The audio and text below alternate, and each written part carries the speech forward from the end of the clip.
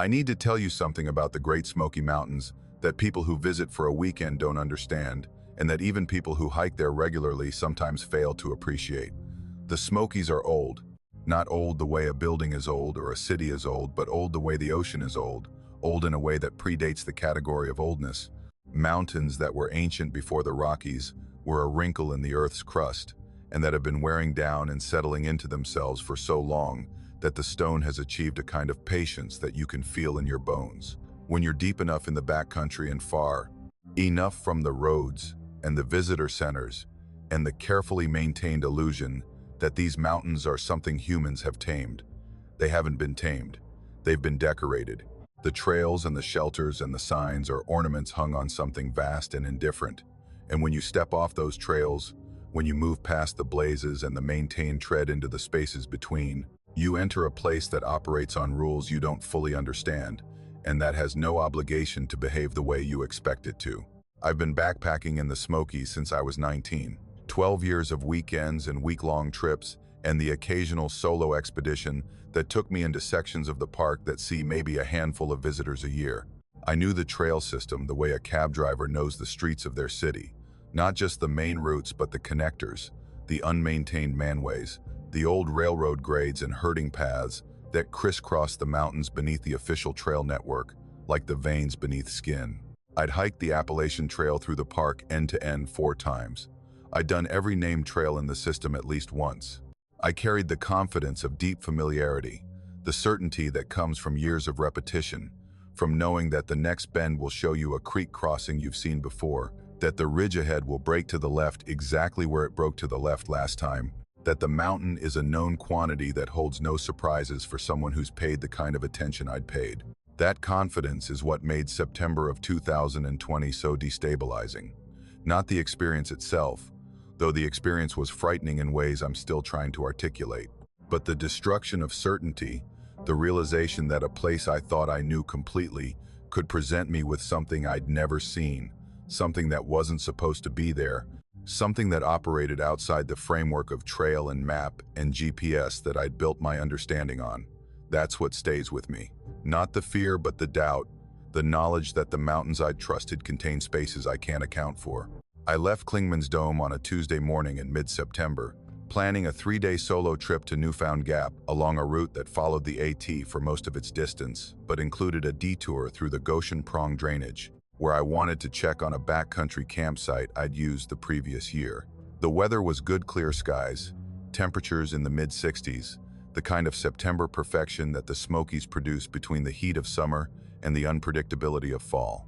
I was carrying a standard overnight pack, maybe 35 pounds, with 3 days of food and the usual gear. I'd filed a trip plan with the backcountry office and told my girlfriend I'd be back Thursday evening. Everything was by the book. Everything was routine. The first day was uneventful. I made good time along the AT, passing a few day hikers near Clingman's, and then settling into the solitude that builds as you move away from the popular trailheads. By late afternoon, I'd reached the Goshen Prong Junction and turned south, dropping off the ridge into the drainage on a trail that I'd hiked 3 or 4 times before. The trail was narrow but clear, following the creek downstream through a forest of old-growth spruce and fir that blocked most of the sky and created a green twilight on the forest floor even in the middle of the day. I set up camp at my usual spot near the creek, ate dinner, hung my bear bag, and fell asleep to the sound of water running over rocks, which is the best sleep aid the natural world has ever produced. Wednesday morning, I packed up and started back toward the AT, climbing out of the drainage on the trail I'd descended the day before. The climb was steep but familiar, the switchbacks coming where I expected them, the landmarks appearing in the right order, a lightning-scarred hemlock, a rock outcrop with a view of the drainage below, a small seep where the trail crossed a wet area on a series of flat stones. Everything was normal. Everything was where it should have been. I was about 40 minutes into the climb, maybe a mile and a half from the AT junction, when I realized I'd missed something. The trail forked, a junction that I didn't recognize, a point where the path I was on split into 2 clear branches, one continuing uphill to the left and the other turning right and contouring along the slope to the northeast. Both branches looked maintained, cleared brush, visible tread, and on the right branch, blazes. Orange blazes on the trees, evenly spaced, the kind of marking you see on maintained trails throughout the park system. But I'd never seen this junction before. In 3 or 4 previous trips through this exact section of trail, there had been no fork here, just the single trail climbing to the AT. I stopped and pulled out my map. The topographic sheet showed one trail through the Goshen Prong drainage, the one I'd been on, climbing straight to the AT with no junctions, no branches, no alternative routes. I checked my GPS. According to the screen, I was standing in the middle of an untracked forest, no trail beneath me, no junction, no feature that corresponded to what I was seeing with my own eyes. I should have taken the left branch. I should have continued uphill, followed the route I knew, ignored the junction that my map said didn't exist and my GPS couldn't see. But the orange blazes on the right branch drew me. They were fresh, the paint bright against the bark, and they marked a trail that was clearly maintained and clearly used. And the part of my brain that had spent 12 years cataloging every trail in these mountains wanted to know where it went. I told myself I'd follow it for 30 minutes and turn back if it didn't connect to anything familiar. The trail was well built. The tread was smooth and clear, the corridor cut wide enough for comfortable walking, the blazes appearing at regular intervals on trees that looked like they'd been marked recently. The path contoured along the slope at a fairly level grade, winding through dense forest, and the walking was easy and pleasant despite the nagging unease produced by my map's insistence that this trail didn't exist. I noted landmarks as I walked a distinctive rock formation, a massive fallen tree that I had to climb over, a patch of mud where I left a clear boot print. After about 45 minutes, I passed a small clearing where I dropped a granola bar wrapper. I'd noticed it falling from my pocket and had made a mental note to pick it up on my way back, marking it as a landmark in my memory. 30 minutes after the clearing, the trail curved to the right and began a gentle descent. I checked the GPS again. It showed me in an open forest, maybe half a mile east of the Goshen Prong Trail, which, according to the device, was behind me and to the left. The GPS track showed a meandering line through unmarked terrain, the path of someone who was not on any trail at all. I was getting ready to turn back when I came around a bend and found the mud patch. My boot print was in it, the distinctive waffle pattern of my hiking boots, pressed into the soft earth, pointed in the direction I was currently walking. And beside the trail, on the ground among the leaves, was my granola bar wrapper. I stood there for a long time. The implications took a moment to assemble themselves, because my brain was resisting them, trying to construct alternative explanations the way you try to hold water in a cracked cup. Someone else had the same boots. Someone else had dropped the same brand of granola bar. The mud patch looked different from what I remembered. None of these held. The boot print was mine. The wrapper was mine. And I was standing in a place I'd stood approximately an hour and a half earlier, having walked a route that had brought me in a circle back to my own tracks. I'd walked a loop, a closed circuit maybe 2 miles in circumference, through forest that my GPS couldn't map and my topographic sheet didn't acknowledge. A trail that connected to nothing except itself, a path that went somewhere and arrived back at where it started. I tried again. I walked the loop deliberately this time, watching for the junction that would let me break free, looking for any branch or fork that I might have missed. I found nothing. The trail was continuous, unbroken, a single path that curved through the forest in a gentle arc that always, inevitably, brought me back to the mud patch with my boot print and the granola bar wrapper that was becoming a monument to my confusion. The third time I reached it, I sat down on a log and drank water and tried to think clearly about what was happening. The forest around the trail was impenetrable. Rhododendron thickets, the kind that grow in the Smokies like vegetable barbed wire, dense and interlocking and thorned, creating walls of green on both sides of the trail that would require serious effort to push through. I could have done it. I had the physical ability to leave the trail and fight through the rhododendron to the open forest beyond. But something stopped me, and I'm not sure it was rational. It was a feeling, a sense that the trail existed for a reason, and that leaving it would not put me in the forest I expected, but somewhere else, somewhere the rhododendron was guarding against rather than simply growing in. On my fourth pass through the loop, I noticed the campsite. It was maybe 30 feet off the trail, in a small flat area between 2 large hemlocks. I'd passed this point 3 times already and hadn't seen it, which meant either I'd been too focused on the trail to notice, or it hadn't been visible before, and I don't know which possibility disturbs me more. The campsite was clearly old. Not decades old, but months. A tent was pitched on the flat area. A small backpacking tent, its rain fly still in place, but sagging with the weight of accumulated leaf litter and mildew. The fabric had that weathered look of nylon that's been exposed to sun and rain for an extended period. The color faded from what had probably been green to a washed-out gray-green. I approached carefully, calling out even though I didn't expect a response and didn't get one. The tent's vestibule was unzipped, and I could see inside. A sleeping bag, compressed and mildewed, a foam pad, a water bottle, still half full, the water cloudy with age, a headlamp with corroded batteries. Outside the tent, a backpack leaned against one of the hemlocks, its straps loose, its pockets open. A camp stove sat on a flat rock, a fuel canister still attached. A stuff sack that had contained food hung from a branch, shredded by animals, its contents long since consumed. Someone had made camp here, had pitched their tent and laid out their gear and set up their stove and hung their food and then had not packed out. Had left everything behind, the tent still standing, the pack still leaning, the sleeping bag still spread, as if they'd stepped away from camp for a moment and never returned. Or as if they'd been walking the loop the way I was walking it, around and around, looking for the exit that didn't exist, and had eventually stopped and set up camp and waited. I looked in the backpack. Inside was a map, folded to the Goshen Prong section, with a pencil line drawn on it that I recognized as the loop I'd been walking. The line was drawn over blank space on the map, a circle traced over terrain that the cartographers showed as featureless forest, just as my own map did. Whoever had drawn this line had found the same trail I'd found, and had walked it enough times to know its exact shape, and had documented it on a map that said it didn't exist. There was a small notebook in the pack's brain, the kind of journal hikers carry. I opened it.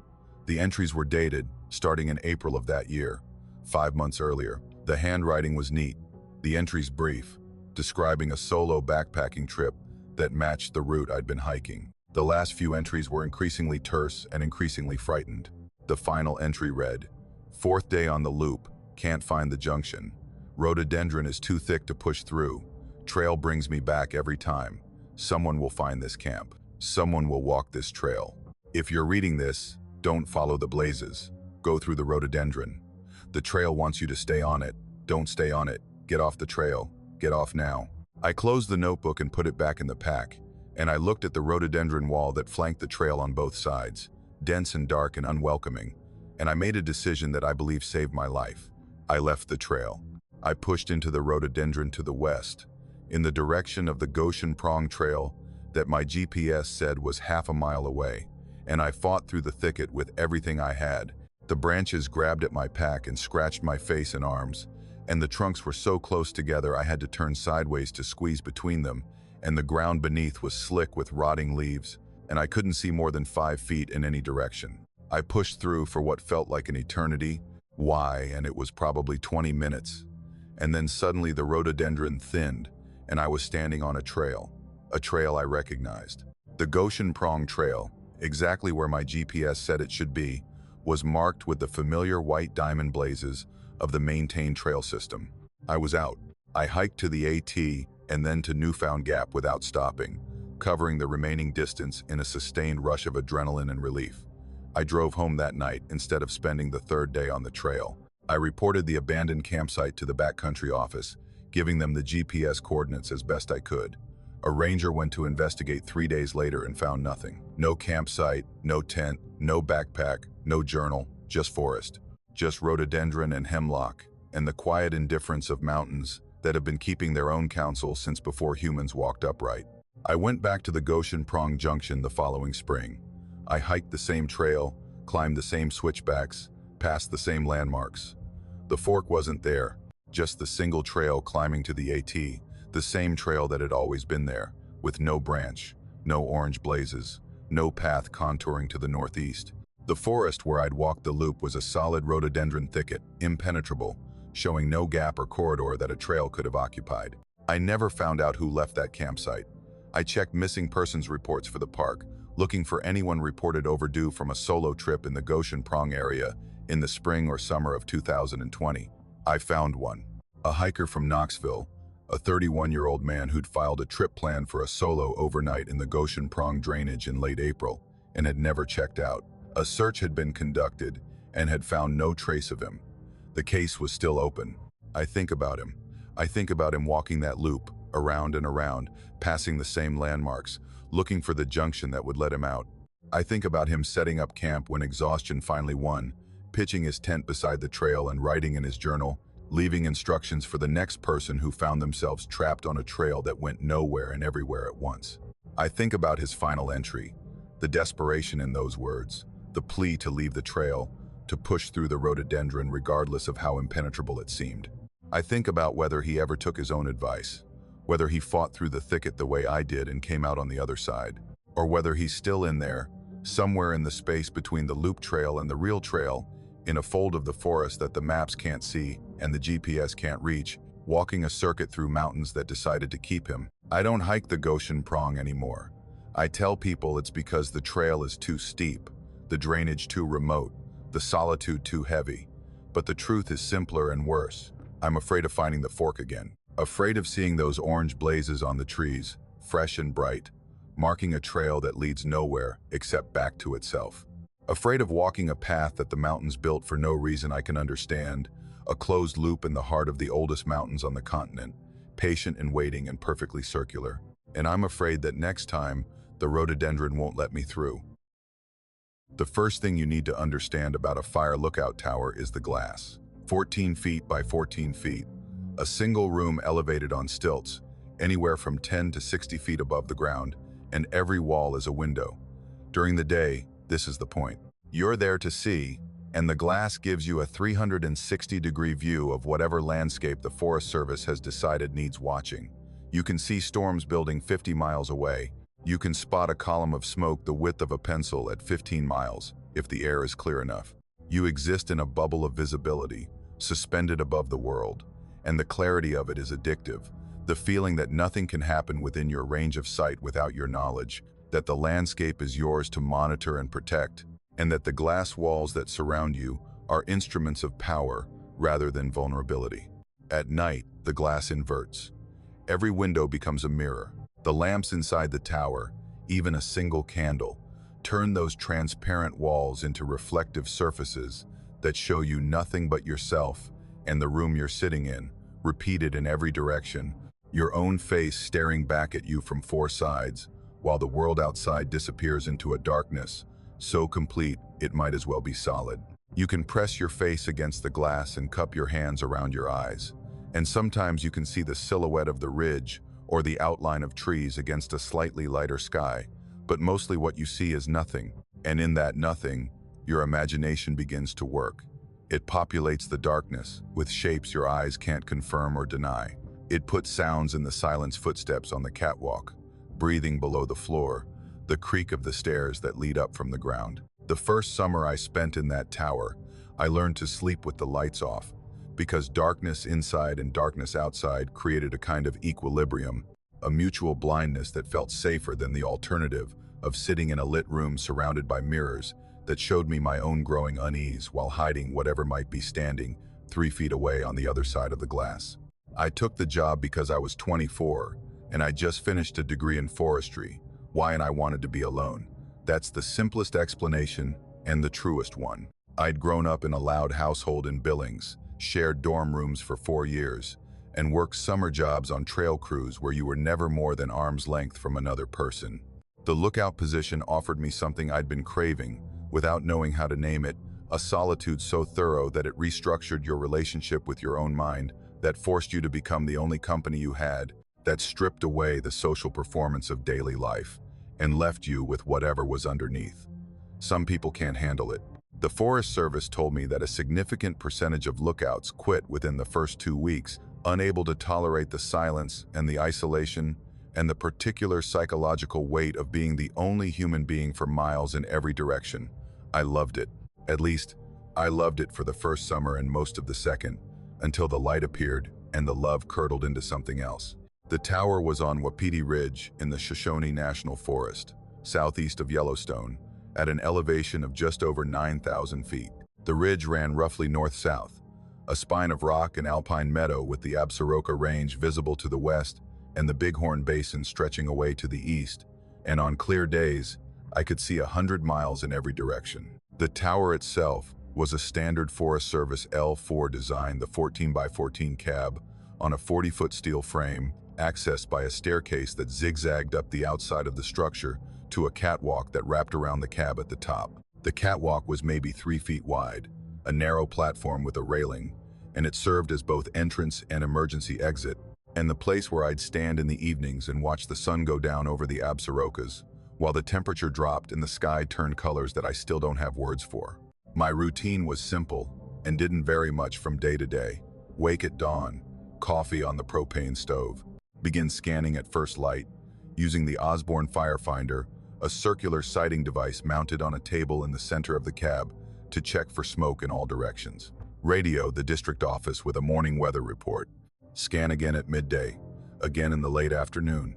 Log any aircraft, any lightning, any unusual activity. Read, think, exist. The days had a meditative quality that I treasured, each one a copy of the last, the sameness not boring but calming, the way a heartbeat is calming, the steady repetition of a pattern that means everything is working as it should. August of my second summer. The wildfire season had been moderate, a few small starts from lightning that the crews had caught early, nothing that threatened to blow up into a major incident. I'd been on the tower since mid-June and had settled into the deep rhythms of the season, the long days and the cool nights and the slow march of summer toward fall that you could track in the changing light and the first yellow patches appearing in the aspen groves below the ridge. I was sleeping well, eating well, feeling the kind of mental clarity that comes from 2 months of solitude and physical routine. I was, by any measure I knew how to apply, in the best psychological condition of my life. The light first appeared on August 14th. I know the date because I logged it, the way I logged everything: weather, smoke sightings, aircraft, anything out of the ordinary. It was 7 inches the morning, and I was awake because the wind had picked up and was rattling the cab in a way that sometimes woke me, even after weeks of sleeping through the normal creaks and groans of the structure. I was lying in my cot in the dark, listening to the wind, when I noticed a glow outside the south-facing windows. I got up and went to the glass. The wind had swept the sky clear, and there were stars, but the glow wasn't starlight. It was below me, on the ridge, maybe a quarter mile to the south, a pale, steady light that sat on the ground or close to it, not flickering the way a campfire flickers, not moving the way a flashlight moves, just sitting there, a constant luminous presence in a location where there should have been nothing but rock and grass and the darkness of a mountain ridge at 2 in the morning. I watched it for maybe 10 minutes, trying to determine its nature. The color was wrong for firelight, too white, too even, without the warm orange tones of combustion. It was wrong for a flashlight or a lantern, which would have been more focused, more directional. This was diffuse, a soft glow that illuminated nothing around it, that seemed to exist for its own sake rather than to provide light in any functional sense. I picked up the binoculars and focused on it. Through the lenses, the light was slightly brighter but no more detailed. Just a glow, sourceless and steady, sitting on the ridge in the dark. At 2 to 5, it went out. Not gradually, not fading, just gone, as if a switch had been flipped. One moment it was there, and the next the ridge was dark, and there was nothing to see except the stars and the black shapes of the mountains against the slightly less black sky. I logged it and went back to bed. In the morning, I radioed the district office and reported an unexplained light on the ridge. The dispatcher relayed the information to the district ranger, who called me back that afternoon. He said it was probably a hunter scouting the area before the season, using a lantern. I pointed out that hunting season was 3 weeks away and that the light hadn't moved the way a person with a lantern would move. He said people did all kinds of things in the backcountry and that I shouldn't worry about it unless it was accompanied by smoke. The light appeared again the next night. Same time, 2/7, same location, same pale, steady glow, same duration, exactly 45 minutes, going out at 2:52. I timed it with my watch, sitting in the dark cab with the binoculars, watching a light that shouldn't have been there behave with a regularity that no human activity could explain. Campfires don't ignite and extinguish on a 45-minute schedule. Lanterns don't appear and disappear at the same time on consecutive nights. Whatever this was, it was operating on a pattern, a cycle, a precision that felt mechanical rather than human. I reported it again. The ranger said he'd send someone to investigate. I asked when. He said as soon as he could spare a person, which in the middle of fire season meant not soon. I didn't push it. I was a seasonal employee, 24 years old, at the bottom of the organizational hierarchy. My job was to watch and report, not to investigate. The third night, I was ready. I'd positioned my chair at the south window, binoculars in my lap, watch on the table beside me. At 2:07, the light appeared. Same place, same quality. I brought the binoculars up, focused and watched. For 43 minutes, I saw what I'd seen the previous nights. A pale glow on the ridge, steady and sourceless, illuminating nothing, existing in isolation against the dark mountain. I was beginning to think the 45 minutes would pass without incident when, at approximately 2:50, something changed. Something moved between the light and my tower. It was a silhouette, a dark shape that crossed between me and the glow, blocking it for perhaps half a second before the light was visible again. The blockage was complete. Whatever had passed between us was solid, opaque, large enough to occlude the entire light source in a single step. My brain immediately tried to calculate the geometry. The light was a quarter-mile away, maybe 1,300 feet. For something to block it completely at that distance, it would need to be very large or very close. If it were at the light source, on the ridge a quarter-mile away, it would need to be enormous, impossibly tall, to block the glow from my elevated angle in the tower. But if it wears close to me, on the catwalk perhaps, or on the ground at the base of the tower, it would only need to be the size of a person. And then I heard the catwalk creak. Not the wind.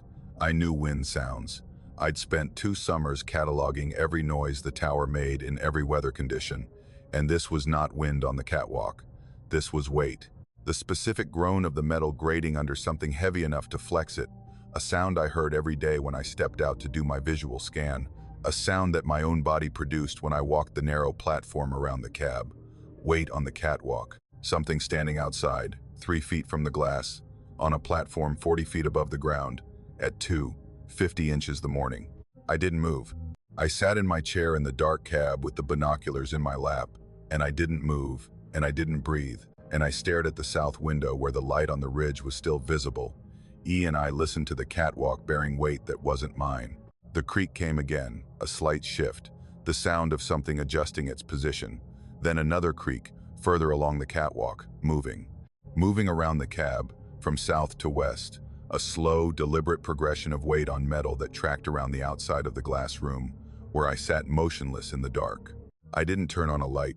I understood with perfect clarity that if I turned on a light, the glass would become a mirror on my side and a window on theirs, and I would see nothing, while whatever was on the catwalk would see everything: me, the room, the chair, the binoculars, the cot, every detail of my small illuminated life, exposed to something standing in the dark 3 feet away. The darkness was my only protection. As long as the cab was dark, as long as I was invisible, the glass worked in my favor. I could see out, however dimly, and whatever was outside could not see in. The creaking continued around the catwalk, west to north. Slow, measured, each sound followed by a pause, as if the thing was stopping at each window to look in, pressing close to the glass, trying to see through the darkness into the room where it knew I was sitting. I could feel it at each window, a presence that registered not as sight but as pressure, a subtle intensification of the darkness on the other side of the glass, as if the night itself was leaning against the tower, curious, patient, trying to determine what was inside. It completed a full circuit, south to west to north to east and back to south, maybe 3 minutes for the full loop. Then it stopped. The catwalk was silent. The light on the ridge was still glowing, steady and pale, and I sat in my chair and waited and heard nothing for what felt like hours, but was probably 5 minutes. Then, at 2:52, the light went out. The same precise moment it had gone out every night. And with it, the presence on the catwalk vanished. Not departed, vanished. There was no sound of footsteps descending the stairs, no creak of weight moving away, no indication that anything physical left the platform. The pressure simply ceased. The darkness outside the windows returned to normal darkness, the neutral, empty dark of a mountain night, and the tower was just a tower again, a glass room on stilts with one frightened person inside it. I didn't sleep. I sat in that chair until dawn broke, and the windows filled with gray light, and I could see the catwalk outside, empty, the metal grating showing nothing, no marks, no disturbance, no indication that anything had been there. I went outside and walked the full perimeter. Nothing. I descended the stairs and checked the ground at the base of the tower. The area was dry and rocky, poor tracking ground, but I found nothing that suggested a presence. No prints, no disturbed vegetation, nothing.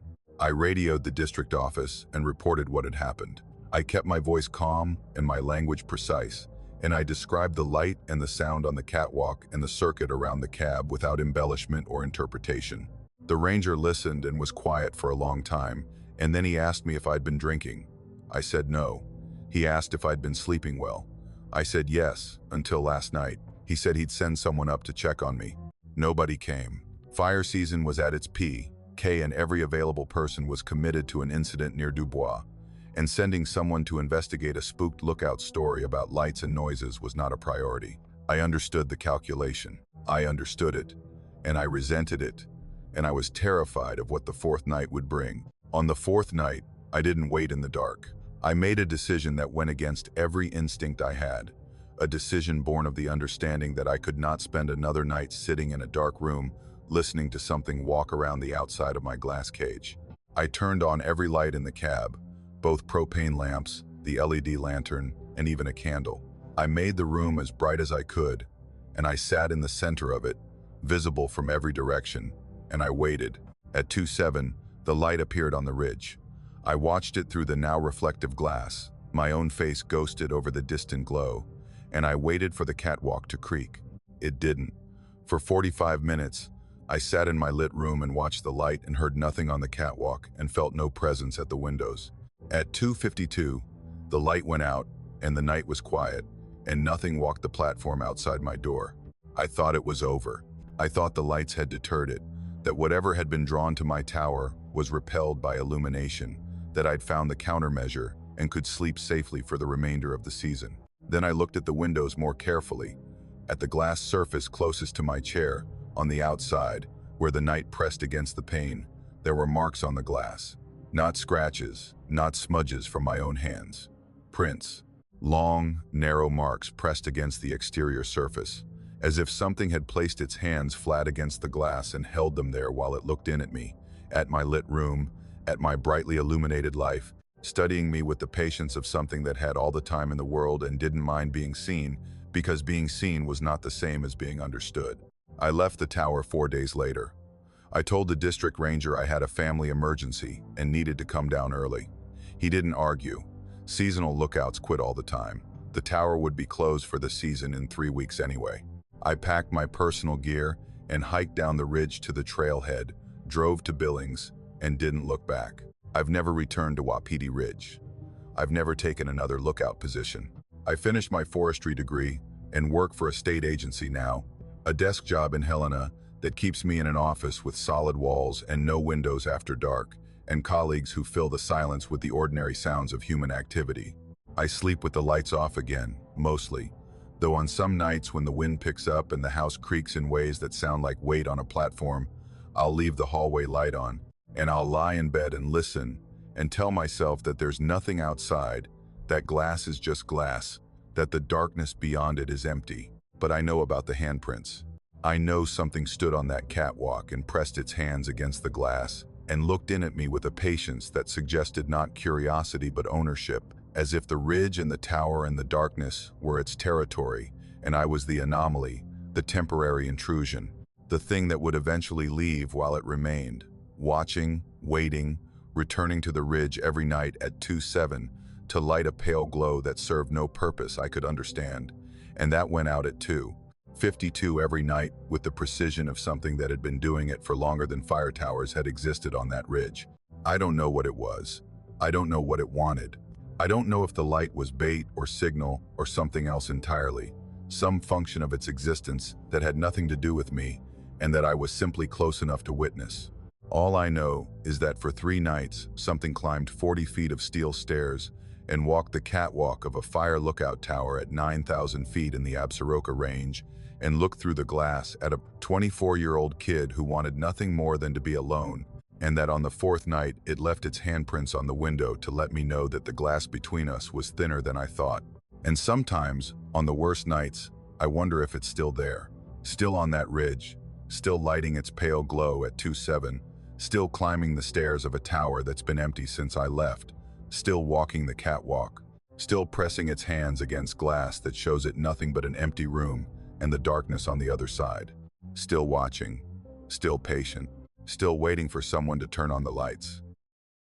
Elkmont Campground is one of the most popular campgrounds in the most visited national park in America, which means that getting a site there in July requires planning, persistence, and the willingness to sit at your computer at exactly 10 in the morning, 60 days before your target date, and refresh the reservation page until a spot opens up. My wife Karen and I had done this dance 3 years running, and we'd gotten good at it, snagging site 27, our preferred spot on the outer loop, a pull-through with good shade and a flat tent pad and enough distance from the neighbors that you could pretend you were somewhere wilder than a campground that hosts 300 people on a busy weekend. We'd booked it for the third weekend in July, confirmed the reservation twice, and driven down from Knoxville on a Friday afternoon with the car packed and the cooler full and the comfortable anticipation of a weekend doing nothing in the mountains. The drive through the park was normal. Traffic on Little River Road, tourists pulling off at every waterfall, the usual summer chaos that funnels toward Elkmont through a narrow valley that was never designed for the volume of vehicles it now carries. We turned onto the Elkmont access road around 6 in the evening, the sun still well above the ridgeline, the light golden and warm through the hardwood canopy. The road climbed gently through forest that was beautiful in the way only the Smokies manage, that particular combination of density and light and age that makes you feel like you're driving through something alive rather than through a landscape. The gate was open. That was the first thing I noted, and it meant nothing by itself. The gate was always open during camping season, closed only during winter months or when the campground was full and no more vehicles could be accommodated. I turned in and started up the loop road toward our site, and within 30 seconds, I knew something was wrong. The campground was empty, not partially occupied, not quiet, not winding down from a weekday lull. Empty. Every site I passed was vacant, no tents, no RVs, no pop-ups, no vehicles of any kind. The picnic tables sat bare on their concrete pads. The fire rings held gray ash that looked old, undisturbed, the ash of fires that had burned days or weeks ago, rather than the fresh remains of last night's campfire.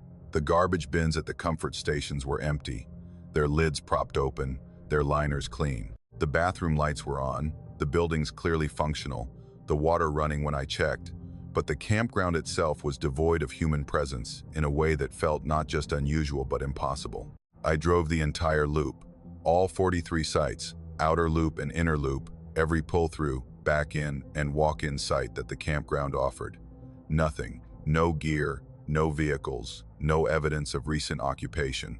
The self-pay station near the entrance was stocked with fresh envelopes and a working pen on a chain, and a notice board showing the campground rules and a map of the sites. Everything operational, everything ready. Everything was aiding for people who weren't there. Karen said maybe there was a closure we didn't know about. I checked my phone. We had a weak signal, enough to pull up the reservation confirmation. It was still there, Site 27, Friday through Sunday, paid in full. I checked the campground status on the park website. It showed full capacity. Every site is booked.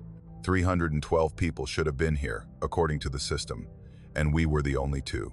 We pulled into 27 and sat in the car for a few minutes, not talking, both of us processing the strangeness through our own particular filters. Karen is more practical than I am, more inclined to seek rational explanations, and she was scrolling through her phone, looking for alerts, closures, anything that would explain why a campground that was supposed to be at capacity on a July weekend was instead as vacant as a parking lot at 3 in the morning. She found nothing, no alerts, no closures, no explanation. We set up camp. I don't know why.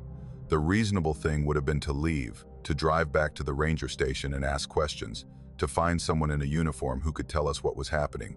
But the evening was beautiful, the site was ours, and the inertia of having planned a weekend and driven an hour and packed a cooler full of food was enough to override the unease. We pitched the tent, arranged the camp chairs, and started a fire in the ring. Karen made dinner on the camp stove while I walked to the comfort station for water, and walking through that empty campground in the fading light was one of the strangest experiences of my life.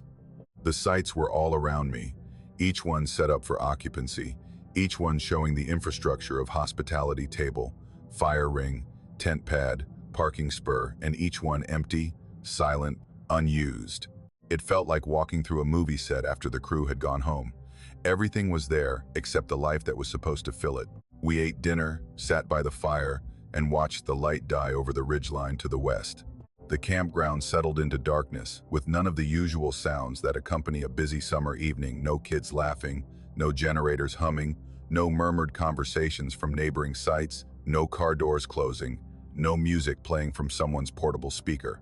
Just us and the fire and the creek that ran behind the campground, audible now that there were no competing sounds, and the forest that rose the slopes on every side, dark and dense, and watching us the way forests watch when they think you're not paying attention.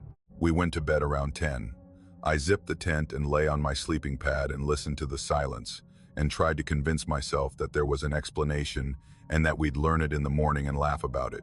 Karen fell asleep before me, her breathing settling into that slow, even rhythm that I found comforting on normal nights, and that tonight felt fragile, like something I needed to protect. She woke me at 11, her hand on my arm, firm, insistent, and when I opened my eyes, she was sitting up in her sleeping bag, her face barely visible in the ambient dark, and she was pointing at the back wall of the tent, toward the tree line that bordered the rear of Site 27. I looked. Through the mesh window of the tent, I could see the tree line, the dark vertical shapes of trunks, and the darker mass of canopy above, and among them, moving slowly between the trunks, lights. Not flashlights, not lanterns, not any kind of light that I could associate with a device or a source. They were pale, roughly spherical, maybe the size of a softball, and they were drifting through the forest at about chest height, 3 or 4 feet above the ground, moving in the same direction, all of them heading upslope toward the northeast, toward the old Elkmont settlement, the abandoned vacation community that the park had been slowly demolishing for decades. There were dozens of them. I tried to count and lost track at 30 because they were spaced irregularly through the trees, and more kept appearing at the lower edge of the slope as I watched, emerging from the direction of the creek and moving uphill with a steady, unhurried pace that suggested not wind or current but intention. They made no sound. That was the detail that pressed hardest against my attempts at rational explanation. Lights that move through a forest should be accompanied by something: footsteps, voices, the rustle of brush being pushed aside. These were silent. They drifted between the trunks without disturbing a branch, without rustling a leaf, without producing any sound that reached us through the tent's thin walls. And they cast no light on their surroundings. That was the other thing. A light source illuminates what's near it. These didn't. The trees around them remained dark. The ground beneath them remained dark. They existed as self-contained glows that provided no illumination to anything except themselves, pale spheres moving through absolute darkness without affecting it. We watched for maybe 20 minutes. Neither of us spoke. The lights continued their procession, flowing up the slope in a steady stream, all moving in the same direction, all traveling at the same pace, dozens of them passing through the tree line behind our campsite like a silent migration. Some passed within 30 feet of our tent. I could see them clearly through the mesh, each one distinct, each one pale and steady, each one moving with a purpose that felt ancient and absolute, and entirely unconcerned with the two people watching from a nylon shelter in a campground that had been emptied for their passage. I understood then, not intellectually, not in any way I could have explained to someone who wasn't there, but in a deeper register, in the part of the mind that recognizes patterns too large for conscious thought. I understood why the campground was empty, why 312 reservations had somehow failed to materialize, why the gate was open, but the sites were vacant, and the ash in the fire rings was old. And the silence was so complete it felt curated. This night belonged to whatever was moving through the forest. This night had been cleared, the way a street is cleared for a parade, the way a room is cleared before a ceremony. Whatever was processing up that slope toward the old settlement had right of way, had claimed this date on some calendar that predated the reservation system, and the campground, and the park itself, and the systems that humans had built, the websites, the booking software, The infrastructure of recreation and tourism had somehow accommodated the claim, had emptied the campground of 300 people without anyone noticing, without anyone questioning, without a single alert or closure notice being issued. The last light passed through the trees around midnight. The forest was dark again, the slope empty, the silence gradually filling with the normal sounds of a July night: crickets, the creek, a distant owl. The campground felt different after the lights had passed, lighter somehow, as if a pressure had been released, as if the held breath of the place had finally been exhaled. We didn't sleep. We lay in the tent until dawn, and then we packed up and drove out without speaking. The ranger station was staffed when we passed it, and I thought about stopping, about asking whether anyone else had reported the campground being empty, about describing the lights. But I didn't stop. I didn't stop because I knew what the ranger would say, that the campground had been full, that they'd had no reports of vacancy, that whatever I'd experienced was a misunderstanding or a mistake, and maybe they'd be right. Maybe on their screens and in their records, the campground had been occupied, all 43 sites filled with the families and couples and solo campers who'd booked them months in advance. Maybe we were the only ones who'd experienced the vacancy, the only ones who'd arrived to find the campground cleared and waiting. I checked the reservation system when we got home. Our booking showed as completed, Site 27, Friday through Sunday. And the campground status for that weekend showed what it always showed in July: full capacity, every site occupied, the most popular campground in the most visited park in America doing what it was supposed to do. But we were there. We were the only ones. And the lights that moved through the forest that night moved with a certainty that told me this wasn't an anomaly, but a recurrence. Something that happened on a schedule I couldn't access, something that the mountain and the forest and maybe even the reservation system honored without question. I don't book Elkmont anymore. I don't camp in the Smokies in July. And when Karen and I talk about that night, which we do rarely and carefully, we don't try to explain it. We just acknowledge that something used that campground, that slope, that path through the trees, on a night in July, and that whatever it was had been doing it for longer than campgrounds or parks or people had existed in those mountains. And the campground was cleared for them, every time, without anyone ever knowing why. I worked seasonal positions at Shenandoah National Park for 3 summers, 2016 through 2018, the kind of entry-level ranger work that involves trail maintenance, visitor contact, campground patrols, and the occasional backcountry assignment that takes you deep enough into the park that the Blue Ridge Parkway and the lodge and the overlooks, with their tour buses, feel like they belong to a different world. Shenandoah is a deceptive park. It sits close to Washington, close to population centers that pour millions of visitors onto Skyline Drive every year, and the front country experience is civilized enough that people think they know the place after a weekend of driving and a couple of short hikes to waterfalls. They don't. The backcountry of Shenandoah is as wild and remote as anything in the Appalachians.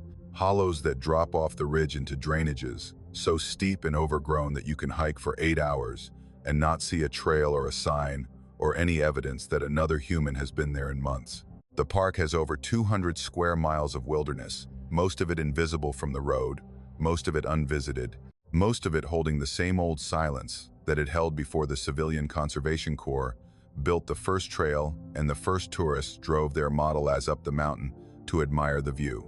Dale Worthington had been with the Park Service for 12 years when I met him. He was a backcountry ranger, one of the handful of people whose job it was to patrol the remote sections of the park, checking trail conditions, monitoring wildlife, and maintaining the network of patrol cabins that the service kept in the deeper hollows for extended backcountry operations. Dale was in his early 40s, lean and quiet, the kind of man who spoke only when he had something worth saying and who carried himself with the particular calm of someone who'd spent so much time alone in the woods that solitude had become his natural state. He knew the park's backcountry better than anyone I'd ever met, better than the biologists and the trail crew chiefs and the old-timers who'd been working Shenandoah since the 70s. He'd spent months at a time in those hollows, living in patrol cabins that were little more than 4 walls and a wood stove, doing work that most rangers avoided because the isolation was too intense and the comfort too minimal. I liked Dale. Everyone did, in the reserved way you like someone you respect but don't fully know. He wasn't social, didn't come to the ranger gatherings at Big Meadows, and didn't linger at the district office when he came in for supplies. He'd resupply, file his reports, exchange a few words with whoever was around, and head back into the backcountry with the unhurried determination of a man returning to the place he belonged. In October of my second year, Dale was assigned to the Rapidan River Patrol Cabin for a 2-week rotation. The cabin sat at the upper reaches of the Rapidan, deep in a hollow on the east side of the Blue Ridge, accessible only by a 4-hour hike from the nearest trailhead. It was one of the more remote postings in the park, used primarily during fall and spring when the backcountry needed monitoring for poaching activity and trail damage. Dale had done this rotation many times. He knew the cabin, knew the hollow, knew the terrain the way he knew everything in the backcountry, with an intimacy that went beyond professional competence into something that resembled belonging. He hiked in on a Sunday afternoon. His first radio check-in was at 6 p.m. that evening, on schedule, reporting his arrival and initial observations. Weather clear, temperature 48 degrees, trail conditions good, no issues at the cabin. Standard report, standard delivery. Dale's voice flat and precise on the radio, the way it always was. He checked in again at 10 p.m., again at 2 a.m., again at 6 a.m. Monday. Each report on time, each report routine. Monday's evening and overnight check-ins were equally unremarkable. Weather observations, a bear sighting near the creek, a section of the trail that needed clearing. The mundane details of backcountry patrol were delivered with the meticulousness that defined Dale's approach to his work. His 6 a.m. check-in on Tuesday never came. Dispatch tried him at 6:15, no response. Again at 6:30, again at 6:45, 7, 7:15, 7:30, 7:45, 8, nothing. 8 attempts over 2 hours on a radio that Dale kept powered on and within arm's reach at all times. A radio he'd never failed to answer in 12 years of service. The dispatcher, a woman named Connie, who'd worked with Dale for most of those 12 years, told me later that by the third missed call, she knew something was wrong. By the fifth, she was scared. By the eighth, she'd already contacted the district ranger, and a response team was being assembled. I was part of that team. 3 of us, myself, a senior ranger named Gary Estes, and a law enforcement ranger named Patricia Holbrook, who carried a sidearm and the particular alertness of someone trained to expect the worst. We left the trailhead at 9 a.m. and hiked the 4 hours to the Rapidan cabin at a pace that was closer to a jog than a walk, pushing through terrain that normally demanded careful footing, driven by the shared understanding that Dale Worthington didn't miss check-ins and that his silence meant something had happened that fell outside the normal range of backcountry incidents. We reached the cabin around 1 in the afternoon. It sat in a small clearing beside the creek, a simple log structure that had been built in the 1930s and maintained by the Park Service for patrol use. 1 room, 1 door, 2 windows, a wood stove, a plank floor. The kind of building that looks exactly like what it is, a shelter in the wilderness. Minimal and functional, designed for the sole purpose of keeping a person alive and dry while they doed their work. The door was locked, not just closed but bolted. The heavy interior deadbolt that could only be engaged from inside the cabin was thrown into its housing with the solid authority of a lock that someone had deliberately secured. Gary knocked and called Dale's name and got no response. He tried the door, solid. I went to the windows, both latched from the inside, the simple hook-and-eye latches that the cabin used, both fastened tight. I pressed my face to the glass and looked in. The cabin was empty. I could see the cot against the far wall, made up neatly. The wood stove is cold. The table in the center of the room with Dale's radio sitting on it, the power light visible even through the dirty glass. His boots were beside the door, paired neatly. His pack is on a hook. His rain jacket is on another hook. Everything in its place, everything arranged with the precise orderliness that characterized Dale's approach to every aspect of his life. But no Dale. Patricia broke the window. She used the butt of her flashlight, punched out a pane, reached in and unlatched the hook, and climbed through. Gary and I followed. The cabin smelled like wood smoke and the faint mustiness of a structure that's closed up more than it's open. The floor was clean. The stove was cold but held relatively recent ash. Dale's gear was all there, all of it. Everything a person would need for a 2-week backcountry rotation, arranged with his characteristic neatness. His sleeping bag was on the cot, unrolled, the top folded back as if he'd gotten out of it and hadn't made it up yet. His food was in the bear box outside, which we checked properly stored, properly organized, showing the consumption pattern of 2 days of meals. His logbook was open on the table beside the radio. I picked it up and read the entries, looking for anything that would explain what had happened. Sunday's entry documented his arrival and setup. Monday's entries covered his patrol trail conditions, the bear sighting, weather observations, and the routine data of backcountry work. The final entry was dated Monday night, and it started normally. The handwriting steady and even, Dale's characteristically precise printing. 2,340 hours. Temperature 39 degrees Fahrenheit. Clear sky, wind calm. Heard movement outside the cabin at approximately 2,315. Initially assumed bear investigating exterior, have had bear activity near the creek this rotation. Movement continued. Circling pattern around cabin perimeter, consistent pace, approximately 1 circuit per 90 seconds. Observed from the window, unable to identify the source, not consistent with bear movement. Stride pattern suggests bipedal, not a person, no headlamp, no vocalization, no response to verbal challenge. Pace too regular, too mechanical for human gait.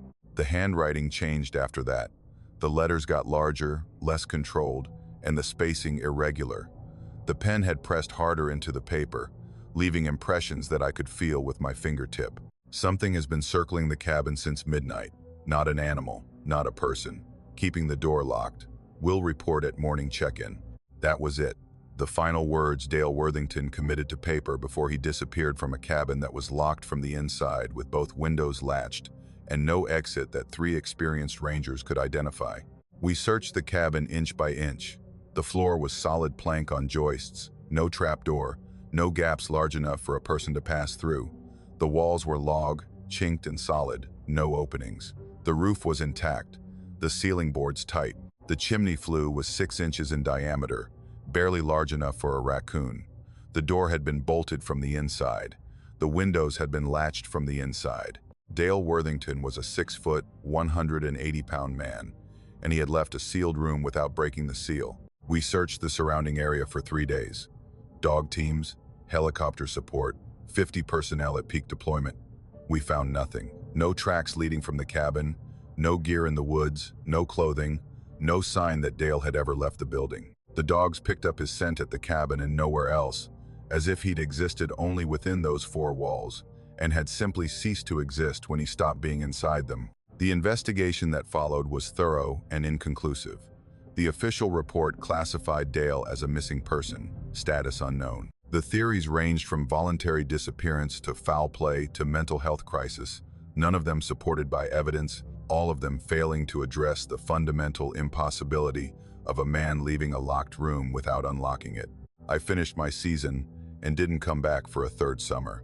I told people I'd gotten a better offer, which was true in the sense that any offer that didn't involve the Rapidan River Hollow was better than returning to a park where a man I respected had vanished from inside a locked cabin after writing about something circling in the dark. I think about Dale's logbook entry more than I should. The precision of it, the observational detail that 12 years of training had made reflexive even under extreme stress. Circling pattern, 1 circuit per 90 seconds. Not consistent with bear movement. Bipedal. He documented what he was hearing with the same meticulous attention he brought to weather observations and trail conditions, recording the data even as the data was becoming terrifying, even as the thing circling his cabin was becoming something his experience couldn't categorize. And that final line, will report at morning check-in. The confidence of a professional who expected to survive the night, who expected the morning to come and the radio to work, and the report to be made and the situation to be resolved through the normal channels. Dale believed he'd be there for the 6 a.m. check-in. He believed the locked door would hold. He believed that whatever was outside would remain outside. He was wrong about at least one of those things, and I'll never know which one. By the time I reached the 100-mile wilderness, I'd been on the Appalachian Trail for 5 months and 17 days, and the person I'd been when I left Springer Mountain in Georgia in April bore only a passing resemblance to the person I was in late September, standing at the edge of the most remote section of trail in the eastern United States. 5 months of walking will do that. It strips away everything that isn't essential, every comfort and every pretension, and every fear that doesn't serve the basic project of putting one foot in front of the other from dawn until dark. I'd lost 30 pounds. I'd gained calluses on my feet so thick I could walk on gravel barefoot without feeling it. I'd developed the particular mental quietness of someone who spends their days in sustained physical effort and their nights in exhausted sleep, a quietness that left no room for anxiety or imagination, or the kinds of fears that plagued me in my previous life, my indoor life, the life I'd left behind in a cubicle in Hartford when I quit my job and drove to Georgia and started walking north. I wasn't afraid of the woods. That's not bravery, it's habituation. After 5 months of sleeping in shelters and tents in every condition the eastern wilderness could produce, the nighttime forest had become as familiar as a bedroom. I knew its sounds, the way a city person knows traffic sounds, the barred owls, the coyotes, the deer crashing through brush, the mice that ran across my sleeping bag in every shelter from Virginia to New Hampshire. I'd woken to bears sniffing my tent vestibule. I'd hiked through thunderstorms so violent the lightning turned night to strobing daylight. I'd navigated the whites in fog so thick I couldn't see my own feet. None of it scared me. Fear had been burned out of me by repetition, replaced by a calm watchfulness that served me well on the trail and that I'd come to think of as permanent. The 100-mile wilderness enters the main woods at Monson and doesn't come out until Able Bridge, 100 miles of trail through terrain that is genuinely remote in a way that most of the AT is not. No road crossings, no towns, no cell service, no easy evacuation if something goes wrong. The trail maintainers recommend carrying 10 days of food, and the warnings at the trailhead are explicit about the commitment you're making when you step past the sign. I'd planned carefully, packed sufficient food and a first aid kit, and was aware that for the next week, I was on my own in a way I hadn't been since the early days in Georgia. I entered the wilderness on a Monday morning in late September. The weather was cool and clear, the maples beginning to turn, the birches showing the first yellow that would become the full blaze of New England autumn within a few weeks. The trail was well marked and well maintained, and I made good time, covering 15 miles the first day and another 14 the second, settling into the rhythm of long-distance hiking that had become as natural as breathing. I saw a few other hikers heading south, section hikers mostly, and exchanged the brief friendly greetings that AT hikers share, but by the third day, I hadn't seen anyone for over 24 hours, and the solitude had deepened into something total, a complete separation from human society that I found not lonely but clarifying, the world reduced to trail and forest, and the simple imperative of forward motion. I camped on the third night at a designated site along the west branch of the Pleasant River. It was a good spot, flat ground with a fire ring and a log to sit on, and the river audible through the trees, the kind of campsite that felt welcoming after a long day. I set up my tent, cooked dinner, hung my bear bag, and settled in as the light faded and the forest transitioned from day to night with the gradual dimming that October produces in the northern woods, the shadows lengthening and deepening until they merged into a continuous darkness that the canopy made complete. I was in my sleeping bag, not yet asleep but approaching it, when I heard the footsteps. They came from the south, from the direction I'd hiked in from. The trail passed within 30 feet of my campsite, and the sound was on the trail, unmistakable, the particular crunch and compression of boots on packed earth that I'd been hearing and producing for 5 months. A steady walking pace, maybe 3 miles an hour, the unhurried stride of someone covering ground in the dark. My first thought was another through hiker, a night hiker pushing for miles in the cool air, which was common enough on the AT that it wouldn't have been remarkable. I expected to see the glow of a headlamp through the tent fabric, the warm circle of LED light that would announce a fellow hiker's presence. No light came.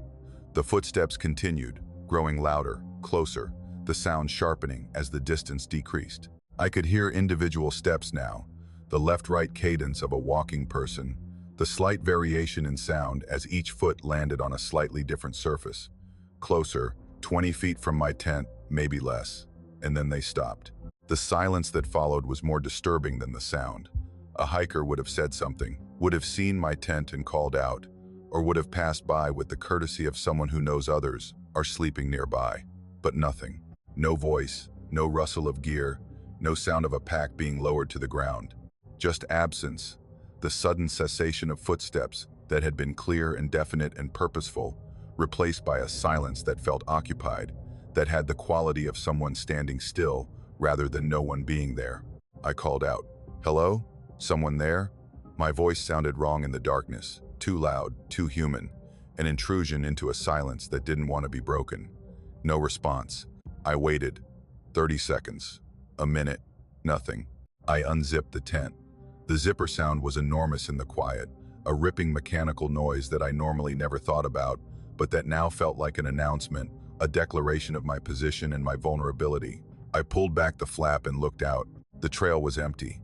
I could see maybe 15 feet in either direction in the ambient darkness, the pale strip of packed earth visible between the dark walls of forest, and there was nobody on it. No person, no animal, no shape that could have produced the clear, distinct sound of booted feet walking at a steady pace and stopping 20 feet from where I lay. I got my headlamp and shone it down the trail in both directions. Empty. I checked the campsite perimeter, the beam cutting through the darkness and finding nothing but trees and brush and the normal nighttime forest that I'd been sleeping in for 5 months without fear. I stood there in my camp shoes and my sleep clothes, and I listened and heard only the river and the small sounds of the night, and nothing that resembled footsteps. I went back to bed.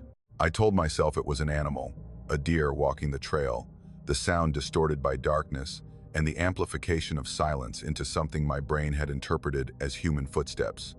This was reasonable. This was the kind of explanation that had served me well for 5 months of nighttime woods. I believed it was just enough to close my eyes. In the morning, I checked for tracks. The section of trail near my campsite was soft enough to hold impressions, a stretch of earth that showed my own boot prints clearly, the distinctive pattern of my trail runners arriving from the south the previous afternoon. I studied the ground carefully, looking for any other prints, any indication that feet other than mine had walked that trail. There was nothing. My prints are arriving, no other prints. No deer tracks, no moose tracks, no human boot impressions. The trail surface showed only my passage. I packed up and hiked. The day was normal, the trail was normal. My body performed its mechanical function of walking the way it had for 5 months, and by afternoon I'd almost convinced myself that the previous night had been a quirk of acoustics and imagination, one of those backcountry moments that seem significant in the dark and trivial in the light. I camped that night at a site near a pond, set up my tent, cooked dinner, and watched the stars appear through the canopy gaps above the water. Settled into my sleeping bag around 9, and at 11:47, the footsteps came again. From the south, same steady pace, same clear, distinct crunch of boots on trail, same approach, growing louder, growing closer, converging on my campsite with the unhurried determination of someone who knew exactly where I was and was walking directly to me. Same stop, 20 feet from my tent. Same silence, same occupied emptiness, the feeling of presence without evidence, of someone standing in the dark just beyond the range of sight. I didn't call out this time. I lay in my bag and listened to the silence and felt my heart beating, and felt something that I hadn't felt in 5 months on the trail, something I thought the wilderness had burned out of me permanently. Fear, real fear, the kind that doesn't respond to rational explanation, the kind that comes from the animal part of the brain that knows things the conscious mind refuses to accept. The third night was the same. Different campsite, miles further north, and at some point after dark, the footsteps came from the south. Walking the trail I'd walked during the day, following my route with perfect fidelity, arriving at my camp, and stopping at that same distance, 20 feet, close enough to see me if there were eyes to see with, far enough to be outside the radius of any light I could produce. I started dreading the camps. I'd hike all day with the growing knowledge that when I stopped, when I set up my tent and crawled into my bag and let the darkness settle around me, the footsteps would come. They became the defining feature of my final days on the trail, the thing I organized my thoughts around, the question I couldn't answer and couldn't stop asking. Who was following me? What was following me? Why did it stop at 20 feet? What was the significance of that distance, that boundary that it maintained every night with the precision of something measuring? The fourth night, my last night before Katahdin Stream Campground, I did something I'm not proud of and was not sure was wise. When the footsteps stopped, when the silence settled into that occupied pause, I turned on my headlamp and pointed it at the trail, and I looked. There was nothing there. The beam showed me empty trail, undisturbed forest, the normal architecture of a Maine woodland at night, but the light also showed me something on the ground. Not a print exactly, but a disturbance. The leaf litter on the trail surface was pressed down in a pattern that might have been a footprint and might have been nothing, a vague impression that was almost too faint to see, but that was exactly 20 feet from my tent door, exactly where the footsteps had stopped. I reached Katahdin Stream the next day, summited Katahdin the morning after that, finished the trail, and went home. I did all the things that thru hikers do when they return to the world readjusted, reconnected, told stories about the trail that people listened to with varying degrees of interest. I told the funny stories, the beautiful stories, and the hard stories. I never told this one, because this one doesn't have a shape that stories are supposed to have. It doesn't build to a climax or resolve into understanding. It's just a thing that happened, a sound that repeated for 4 nights in the most remote section of the most remote trail in the eastern United States, a presence that followed me through the 100-mile wilderness and stopped every night at a distance that felt deliberate and maintained a silence that felt chosen. I don't know what it was. I don't know why it stopped at 20 feet. I don't know why it never approached closer, never announced itself, never made any sound except the footsteps that brought it to my camp and the silence that held it there until morning. But I know this. Something walked behind me through the 100-mile wilderness. Something that left no tracks and cast no light and answered no greeting and kept a distance that it never varied, following me through the most remote section of my most remote journey with the patience of something that had been walking those woods for a very long time and would continue walking them long after I was gone. And sometimes, on quiet nights, in the house I live in now with its solid walls and its locks and its distance from any forest, I hear footsteps, not outside, not on the stairs, in my memory. The clear, distinct crunch of boots on packed earth, approaching from the south, growing louder, growing closer, stopping at a distance that I measure without thinking. 20 feet, always 20 feet, the boundary line of something that followed me out of the woods in a way that no lock can secure against and no distance can resolve. My brother Kevin and I started going to the boundary waters when I was 16 and he was 14, dragged there by our father, who believed that a week in a canoe with no electronics and no running water was the best possible thing for 2 teenage boys who were otherwise destined to spend their summers staring at screens. He was right, though I wouldn't have admitted it at the time. The boundary waters got into us the way certain places do, not through a single dramatic experience, but through accumulation, through years of paddling and portaging and sleeping on granite points under skies so full of stars, they looked fabricated. By the time we were adults, we'd taken over the tradition from our father, who'd gotten too old for the portages, and every August we'd load the canoe and drive north from Minneapolis and spend a week in the wilderness doing nothing that mattered and everything that counted. The lake I'm talking about doesn't have a name I'm going to share. That's not because I'm worried about people going there. It's a difficult access point requiring multiple portages through rough terrain, and the kind of person who'd attempt it is the kind of person who's already been to 100 lakes like it. I'm not sharing the name because naming it makes it more real, more specific, more connected to the geography of a place I still visit, and I need some distance between what happened there and the reality I operate in the rest of the year. We'd been to this lake 3 or 4 times before. It was one of our regular destinations, a small body of water, maybe half a mile long and a quarter mile wide, deep enough that the water was dark, even in the shallows, ringed by boreal forest that came right to the water's edge in most places. The shoreline was mostly granite, the Canadian shield rock that defines the boundary waters landscape, with a few sand beaches where creeks entered.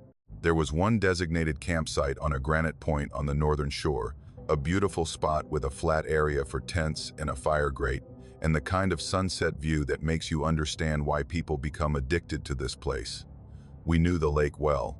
We'd fished it, swum in it, watched storms roll across it, sat on that granite point, and watched loons dive and northern lights shimmer above the tree line. It was familiar to us in the way only a place visited repeatedly over many years can be familiar.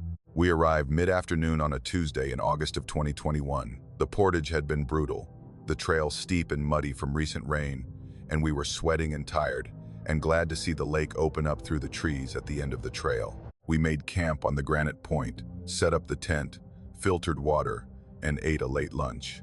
By 3 o'clock, the camp was established, and the afternoon stretched ahead of us with nothing to fill it except what the lake offered, which was fishing. We loaded the tackle into the canoe and pushed off from the point and paddled toward the southern shore, where we'd had luck with smallmouth bass on previous trips.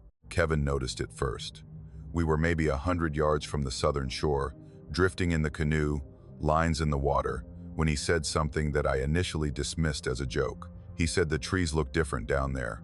I assumed he meant the trees on the shore had changed since our last visit, maybe a blowdown or some disease damage, and I looked up from my rod to check. The trees on the shore looked normal. Spruce, birch, and jack pine are the standard boreal mix that surrounds every lake in the Boundary Waters. I told him they looked fine and went back to fishing. He said no, not the shore. Down there, in the water. I looked at the lake's surface. The water was calm, nearly glassy, the kind of perfect stillness that the Boundary Waters produces on windless August afternoons when the air is warm and heavy, and the lake becomes a mirror. I could see the reflection of the southern shore clearly, the tree line inverted on the water's surface in the way that every still lake reflects its surroundings. And Kevin was right. Something was wrong. I stared at the reflection for a long time, trying to identify what was off, because the wrongness wasn't obvious. It wasn't like looking at a distortion or an aberration. It was subtler than that, more fundamental, the kind of discrepancy that registers as unease before it registers as observation. The reflected tree line was different from the actual tree line. Not drastically, not cartoonishly, but definitely, persistently different. The trees in the reflection were not boreal. They were hardwoods, broad-leafed, dense, the kind of forest you'd see in the Appalachians or the Ozarks, not in northern Minnesota. The shapes were wrong. The spacing was wrong. The color was wrong, darker, a deeper green that suggested a canopy heavier and more closed than anything the boreal forest produces. I looked from the shore to the reflection and back, comparing them directly, my eyes tracking from reality to mirror image and finding the two irreconcilable. The shore showed spruce and birch, open and light, the characteristic boreal forest of the North Woods. The reflection showed something else entirely, a forest of oak and maple, and something darker growing between them. Trees so close together their canopies merged into a continuous mass that allowed no light through. And the shoreline was different. The actual shore had a granite shelf that extended into the water at a gentle angle, with a few boulders breaking the surface near the bank. The reflected shoreline was different in shape, the bays and points not matching, the rocks in different positions. The entire geography of the lake's edge altered as if the water were reflecting a different shore, a shore that belonged to a different lake in a different place. Kevin pointed at the sky. I looked up, clear August blue with a few scattered cumulus clouds, the kind of perfect summer sky that makes you want to lie in the bottom of a canoe and stare upward for hours. I looked at the sky's reflection in the water. Gray. Flat, uniform gray, the overcast of a day in late October or November, the sky of a place where the sun hadn't broken through in a long time. The reflected clouds were different from the actual clouds. The reflected light was different, colder. The flat illumination of an overcast day, casting no shadows and creating no warmth. We were sitting in a canoe on a lake that was reflecting a different place. I put my hand in the water. It was warm, the normal August temperature of a Minnesota lake that had been absorbing solar energy all summer.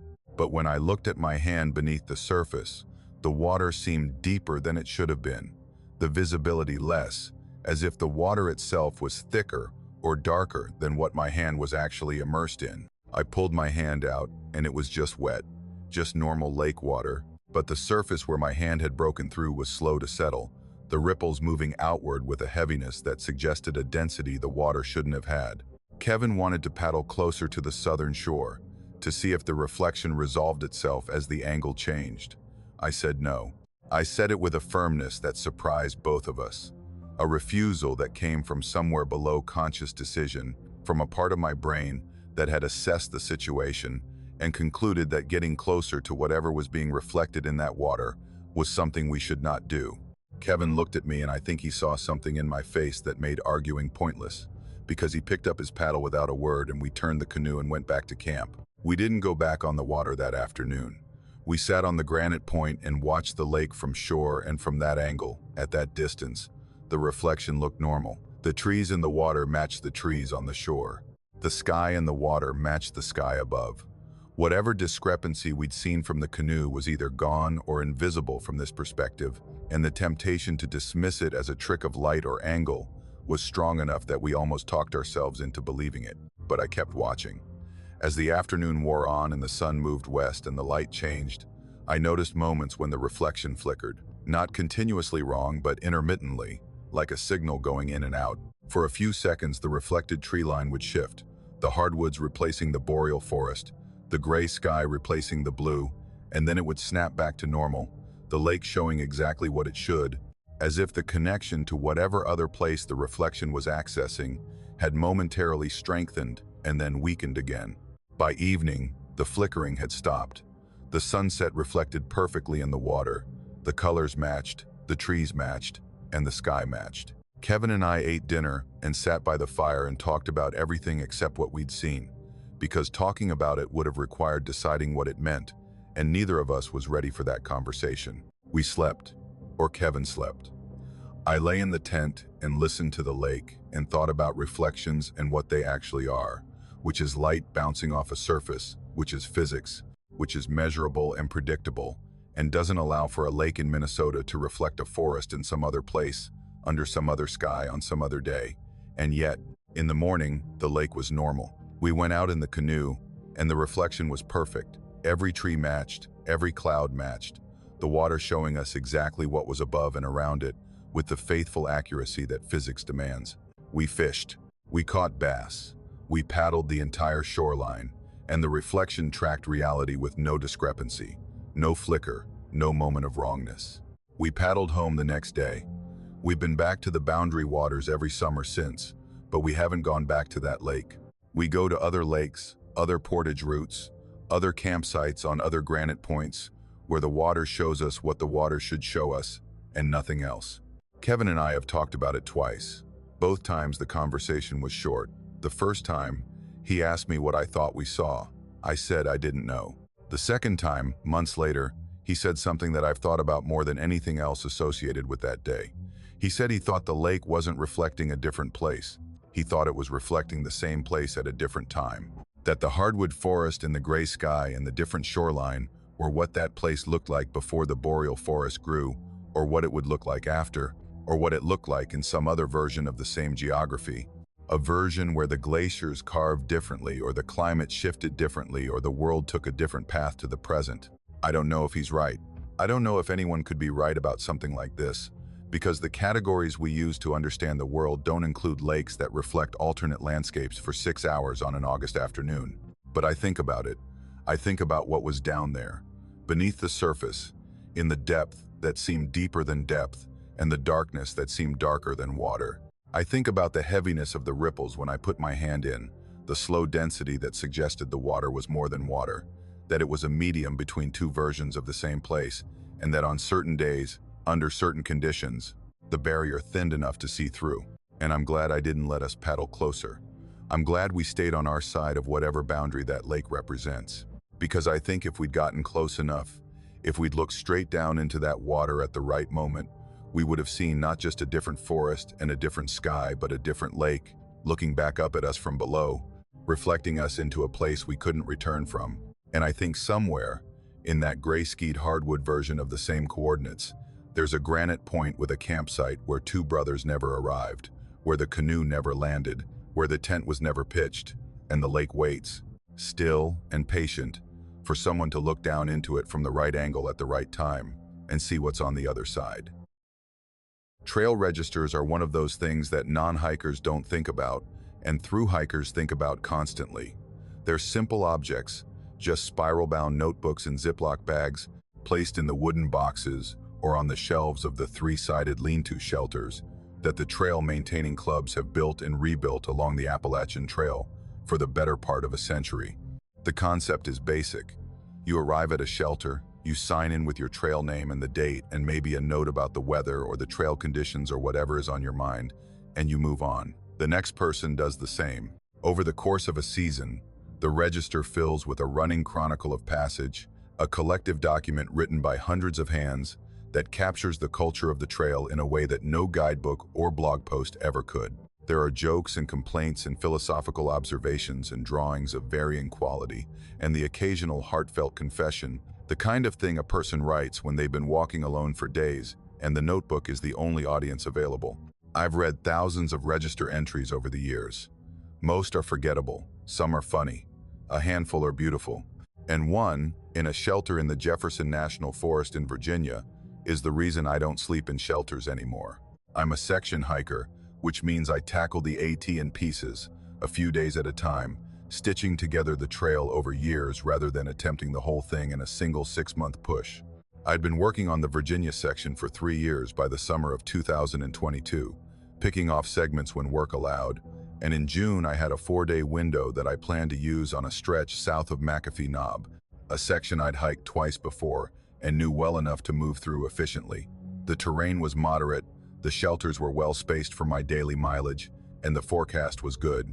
It was supposed to be a routine trip, the kind of pleasant and unremarkable hike that fills the spaces between the memorable ones. The shelter I stopped at on the second afternoon was one I'd used before, a standard AT lean-to built sometime in the 80s, with a wooden sleeping platform that held maybe 6 people, a fire ring out front, a privy down a side trail, and the usual complement of mouse-chewed gear and forgotten socks that accumulates in shelters used by thousands of hikers a year. It sat in a small clearing about 100 yards from a creek, surrounded by mixed hardwood forest, the kind of spot that was pleasant without being remarkable, functional without being memorable. I'd slept there twice on previous section hikes and had no strong feelings about the place one way or the other. I arrived around 4 in the afternoon, early enough to have the luxury of an unhurried evening. The shelter was empty, no gear on the platform, no hikers in the area. I dropped my pack and set up my sleeping pad and bag on the platform and did the usual camp routine: filtered water from the creek, hung my food bag, and changed out of my hiking clothes. Then I sat on the platform with my feet hanging over the edge and picked up the register. The register was a standard composition notebook, the black and white marbled kind, protected by a gallon Ziploc bag. It was maybe half full, the entries starting from early April, the beginning of the northbound through hiking season. I flipped to the most recent page and signed in, noting the date, my trail name, and a brief comment about the weather. Then I flipped back, casually, the way I always did, browsing the entries from recent weeks, reading the notes left by hikers who'd passed through before me. The entries were normal at first. Trail names I didn't recognize, dates from May and early June, the usual mix of mileage notes and weather observations and complaints about rocks and celebrations of good water sources. Someone had drawn a passable sketch of the shelter. Someone else had written a limerick that was crude but genuinely funny. The register read like every other register I'd ever picked up, a document of ordinary people doing an extraordinary thing one step at a time. Then I turned a page, and the entries changed. The handwriting was different from everything that came before it. Neat, controlled, slightly small, the writing of someone who was educated and deliberate about how they formed their letters. The first entry was dated May 23rd. It read in its entirety, "He is still in the corner. Do not look at the corner. If you look, he knows you can see him. Do not look at the corner." I read it twice, the way you read anything unexpected, your brain running the words through a second time to confirm that you understood them correctly. I assumed it was a joke, the kind of creepy entry that hikers sometimes leave in registers to mess with the people who come after them. I'd seen entries about ghosts and Bigfoot and the Blair Witch and a dozen other horror tropes deployed for entertainment in the pages of trail registers. This was just another one. I turned the page. The same entry, same handwriting, same words, same measured precision. "He is still in the corner. Do not look at the corner. If you look, he knows you can see him. Do not look at the corner." Dated May 24th. I turned another page. Same entry, May 25th. Same words, same hand, filling the page from top to bottom in neat rows. The sentences packed tight as if the writer wanted to fit as many repetitions as possible on each page. I counted 17 repetitions of the same message on a single page, written with a consistency that showed no variation in pressure, spacing, or letter formation.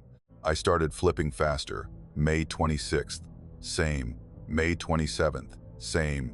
May 28th, 29th, 30th, 31st, June 1st, 2nd. Page after page after page of the same sentence, the same handwriting, the same warning repeated with a regularity that went beyond obsession into something clinical, something that suggested not a person trying to scare future readers, but a person documenting an ongoing observation with the meticulous consistency of a scientist recording data. The handwriting never changed. It didn't deteriorate, didn't get larger or more frantic, didn't show the tremor or the inconsistency that you'd expect from someone in psychological distress. It was steady from first page to last, the writing of someone who was calm, who was certain of what they were seeing, who sat in this shelter for 11 consecutive days and filled 15 pages of a notebook with a warning about something in the corner. 11 days. I checked the dates 3 times to be sure. May 23rd through June 2nd. 11 days of entries, multiple pages per day, the same message repeated hundreds of times. Who sits in a trail shelter for 11 days? Through hikers stay one night and move on. Even injured hikers get evacuated within a day or two. 11 days in a shelter is not hiking behavior. 11 days is living there for 11 days. 11 days is choosing to remain in a 3-sided wooden structure in the forest and spending your time writing the same sentence over and over in a notebook that you know other people will read. I looked at the corner. I couldn't stop myself. The warning was so specific, so insistent, so precisely targeted at a single location in the shelter that my eyes went there before my conscious mind could intervene. The back left corner, where the 2 side walls met at a 90-degree angle, the joint darkened by decades of weathering and staining, the wood rough-hewn and splintered with age. Shadow collected there naturally, the overhang of the roof creating a pocket of darkness that the afternoon light didn't reach. There was nothing there. Wood and shadow, and the faint smell of old timber, and the accumulated must of a structure that had been standing in the Virginia mountains for 40 years. Nothing. I looked away and felt relief, and then felt something else, something that operated beneath relief, a persistent low-frequency unease that the absence of evidence didn't resolve. Because 15 pages of identical handwriting is its own kind of evidence. Because 11 days of repetition is its own kind of proof. And because the person who wrote those pages was not, based on the steadiness of their hand and the consistency of their message, experiencing a hallucination or a breakdown. They were documenting what they saw with the calm precision of someone who trusted their own eyes. I put the register down. I looked at the corner again, involuntarily. The way your tongue goes to a loose tooth. Shadow, wood, nothing that I could see. Nothing that justified the feeling that was building in my chest, the creeping sense that the absence of something visible was not the same as the absence of something present. I packed up. I put my sleeping bag back in my pack and laced my boots and left the shelter. It was past 5 and the light was starting to soften with the approach of evening, and I had maybe 2 hours of usable daylight left, enough to put a couple of miles between me and that shelter if I moved fast. I hiked until the light was nearly gone and then pitched my tent on a flat spot beside the trail, a spot with no shelter and no corner and no shadow that could hold something I didn't want to see. I lay in my tent that night and I thought about the person who wrote those entries. I thought about them sitting on the platform in that shelter, notebook in their lap, pen moving steadily across the page, writing their warning over and over while something occupied the back left corner, something that the writer could see and that the writer believed would become aware of being seen if anyone else looked directly at it. I thought about the 11 days, the meals eaten in that shelter, the water fetched from that creek, the night spent sleeping 6 feet from a corner that held something the writer couldn't look away from and couldn't stop documenting. I thought about what it must have been like on the first day, to arrive at a shelter, a normal shelter on a normal hike, and to look at the corner and see something there that shouldn't be there.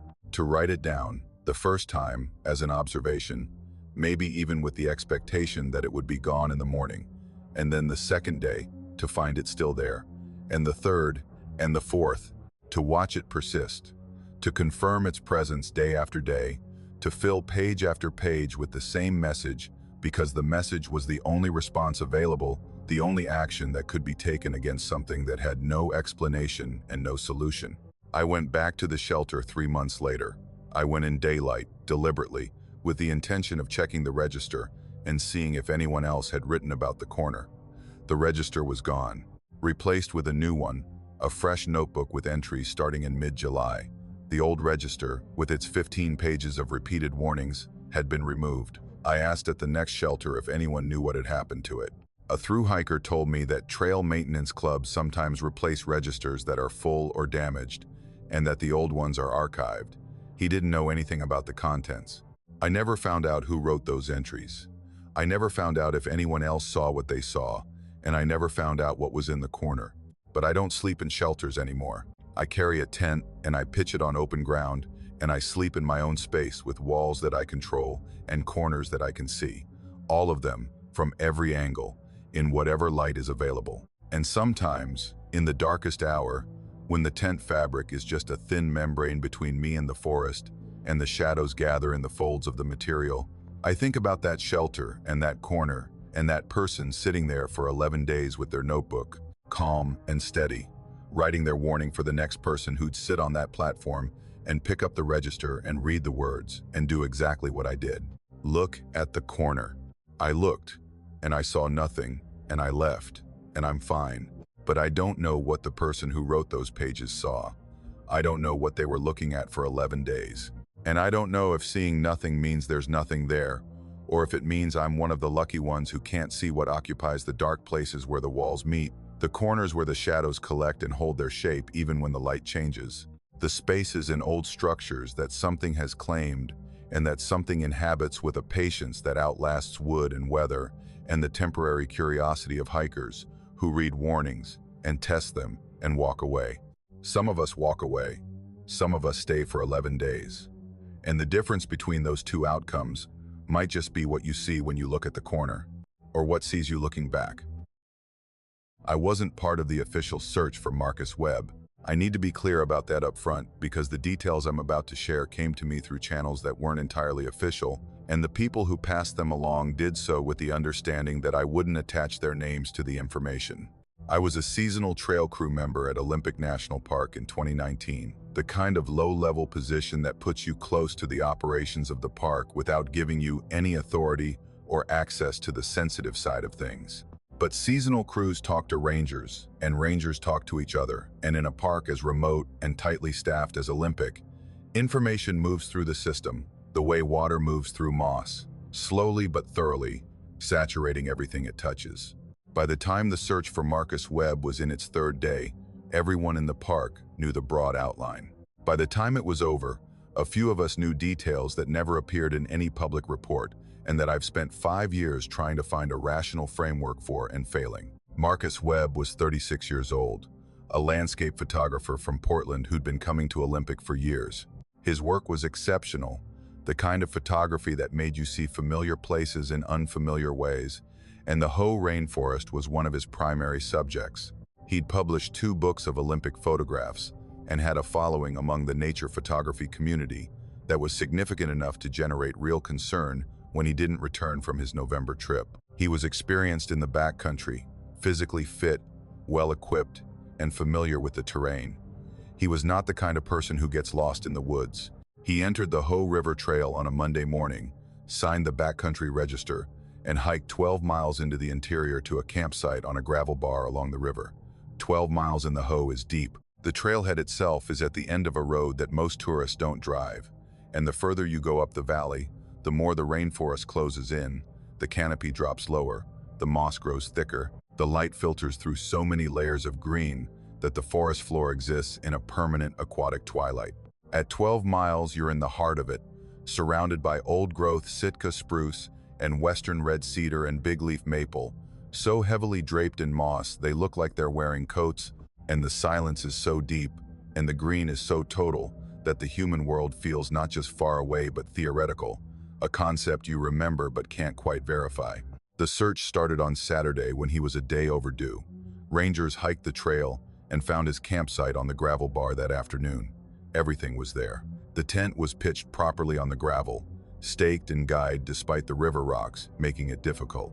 Inside, his sleeping bag was laid out on a pad, his pack was organized against the wall, his cook kit was clean and stored, his food bag was properly hung from a bare wire between 2 trees. His boots were inside the tent vestibule. His rain jacket was draped over the pack. Everything accounted for, everything in its place, everything suggesting a person who had set up camp methodically and then stepped away and not returned. The only things missing were Marcus himself, the clothes he'd presumably been wearing, and his camera. They found the camera a quarter-mile upstream from camp, on the opposite side of the river. It was sitting on a moss-covered log, upright, lens facing forward, as if someone had placed it there with care, positioned it deliberately in a spot where it would be found, not dropped, not discarded, not lost in a fall or a scramble, placed the way you'd place a camera on a tripod, with attention to its angle and its stability, ensuring it would remain where it was put. The camera was a professional DSLR, weather-sealed, expensive, the kind of equipment a photographer like Marcus would have carried as an extension of his body. It was undamaged. The batteries still had charge. The memory card was intact, containing 347 photographs. I saw copies of those photographs. I'm not going to tell you how. A person who was involved in the search shared them with me months later, in a context that I won't describe, and I sat in my apartment in Port Angeles and scrolled through them on a laptop screen, and what I saw has stayed with me in a way that I can't shake and don't expect to ever fully process. The first 340 photographs were what you'd expect from Marcus Webb in the Hoh Rainforest in November. They were stunning. The green light filtering through the canopy, the Hoh River running silver over gravel bars, the massive trunks of ancient spruce disappearing into moss-shrouded canopy, the particular quality of rain in the rainforest, where every surface is already so saturated that new water seems to hang in the air rather than fall. He'd been working. He'd been doing what he came to do, photographing the forest with the skill and attention that had made his reputation. The metadata on the images showed they'd been taken over 3 days, Monday through Wednesday, during daylight hours, with the careful spacing that suggested a photographer moving slowly through the landscape, waiting for light, composing deliberately. The last 7 photographs were different. They were taken on Thursday night, his 4th night in the backcountry, the night before the rangers would have expected him to begin his hike out. The timestamp started at 2 a.m. and ended at 2:17 a.m. 17 minutes, 7 frames. All 7 photographs showed the same subject. Marcus's campsite, photographed from approximately 50 yards away, from the opposite bank of the Hoh River. The perspective was looking across the water at the gravel bar where his tent was pitched, the small orange dome visible against the gray river rocks, the dark wall of rainforest rising behind it. The images were taken without a flash, using a long exposure that captured the ambient light of a forest night, which in the Hoh in November is almost no light at all. The photographs were dark, grainy, the kind of images that emerge from pushing a camera's sensor to its limits, pulling detail from near total darkness. In the first photograph, timestamp 2 a.m., the campsite looked normal. Tent on the gravel, forest behind it, the river a dark stripe between the camera and the camp. The exposure was long enough to show detail in the shadows, the individual trunks of the spruce trees behind the tent, the texture of the gravel, the shape of the bare wire between the food hang trees. A nighttime photograph of an empty campsite, technically challenging, artistically unremarkable. The search team looked at all 7 photographs and noted that something changed between frames, but couldn't initially identify what. The images were dark and grainy, and the differences were subtle. It was a forensic analyst in the Park Service's investigative unit who finally isolated it. In the background of the first photograph, behind the tent, at the tree line where the gravel bar met the forest, there was a dark shape, partially obscured by a spruce trunk, barely distinguishable from the shadows around it. It registered as a slightly denser patch of darkness at the edge of the frame. The analyst almost missed it. It was only by comparing the first frame to the last frame, by toggling between the 2 images rapidly on a high-resolution monitor, that the difference became apparent. The shape moved between frames. In each successive photograph, taken at intervals of roughly 2.5 minutes, the dark shape was in a different position. It had emerged from behind the spruce trunk in frame 2. By frame 3, it had moved to the edge of the gravel bar. Frame 4 showed it among the river rocks, closer to the tent. Frame 5, closer still. Frame 6, maybe 10 yards from the tent. Frame 7, the final image, timestamp 2:17 a.m., showed the shape approximately 5 yards from the tent's entrance, a dark mass that was tall and narrow, and that did not reflect light the way any natural object in that environment should have. 30 yards of movement in 17 minutes. 7 frames documenting something approaching a sleeping man's tent in the deep backcountry of the Hoh Rainforest at 2 in the morning, captured by a camera that was positioned across the river on a moss-covered log, aimed at the campsite with the deliberate precision of a photographer who knew exactly what he wanted to document. That's what I can't get past. Marcus set up the shot.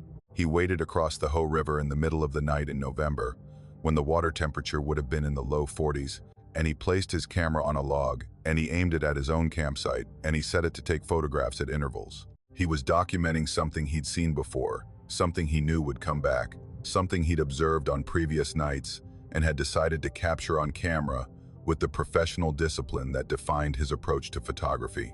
He knew it was coming.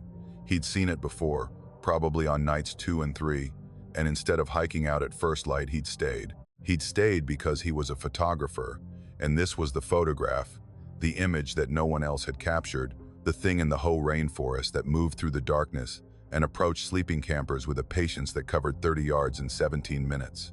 The search lasted 9 days. 60 personnel, dog teams, and helicopter support. They found nothing else. No clothing, no tracks, no remains. No sign that Marcus Webb had left that gravel bar by any direction in any manner. The Hoh River was searched downstream for miles. The forest on both sides was gridded and walked. Nothing. His family held a memorial in Portland the following spring. His books went out of print and then back into print when the story of his disappearance generated renewed interest in his work. The photography community mourned him as an artist. The outdoor community discussed him as a cautionary tale. Neither community saw the final 7 photographs, which were entered into evidence in the missing persons investigation and have not been publicly released. I saw them. I sat in my apartment and I looked at 7 images of a campsite in the Hoh rainforest, and I watched something dark emerge from the tree line and cross 30 yards of gravel in 17 minutes toward a tent where a man was either sleeping or pretending to sleep while his camera documented what was coming for him from across the river. And the thing that stays with me, the detail that I return to when I'm lying in bed at night listening to rain on the roof of my house in Port Angeles, which is not that far from the Hoh, which is not that far from the gravel bar where Marcus Webb pitched his tent for the last time, is this. He placed the camera. He crossed the river in the dark and the cold, and he placed his camera on a log, and he aimed it at his own camp, and he went back to his tent, and he waited. He waited for the thing he'd seen on previous nights to come back, and he let his camera see what it would see, and in the morning he was supposed to cross the river and retrieve the camera and look at the images and have proof. But morning didn't come for Marcus Webb. Something came instead, at 2 a.m., from the tree line, crossing the gravel with a patience that 7 frames of evidence documented in grainy, dark, irrefutable detail. And the camera sat on its log, pointing at nothing, its memory card holding 7 photographs that nobody was supposed to see, except the man who'd set the shot and who trusted that the river between him and the camera was distance enough to keep him safe, while the shutter clicked and the thing got closer and the 17 minutes ran out. He was wrong about the river. He was wrong about the distance. And the camera that was supposed to be his proof became instead the only witness to whatever happened on that gravel bar after 2:17 a.m. on a November night in the deepest, greenest, quietest place in the Pacific Northwest. Marcus Webb's camera is in an evidence locker somewhere. His photographs are in a file. And whatever walked across that gravel bar is still in the Hoh, still in the old growth, still moving through the moss and the green twilight, with the patience of something that has all the time in the world and no reason to hurry. Because it knows what the photographer knew. It knows that people come to the Hoh alone. It knows they pitch their tents on gravel bars and sleep in the deep silence of the rainforest and believe that the river and the trees and the darkness are just scenery. And it knows that some of them don't come back. And the forest closes over the space where they were. The moss grows over the gravel. The rain washes the river clean. And the Hoh keeps its secrets the way it's always kept them, in the green dark, in the deep interior, in the place where the canopy blocks the sky and the silence is total, and the cameras, if anyone thinks to point them at the right place at the right time, capture things that the morning light erases but the memory card preserves. 7 frames, 17 minutes, 30 yards of darkness, getting closer, and then nothing. Yosemite in October is a different park than the one most people know. The summer version, the one that draws 4 million visitors a year and packs the valley floor with cars and fills every trail with a steady stream of hikers, gives way in autumn to something quieter and older, a version of the park that remembers what it was before the roads and the hotels and the shuttle buses.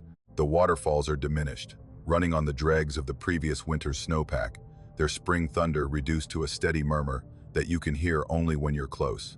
The meadows are brown.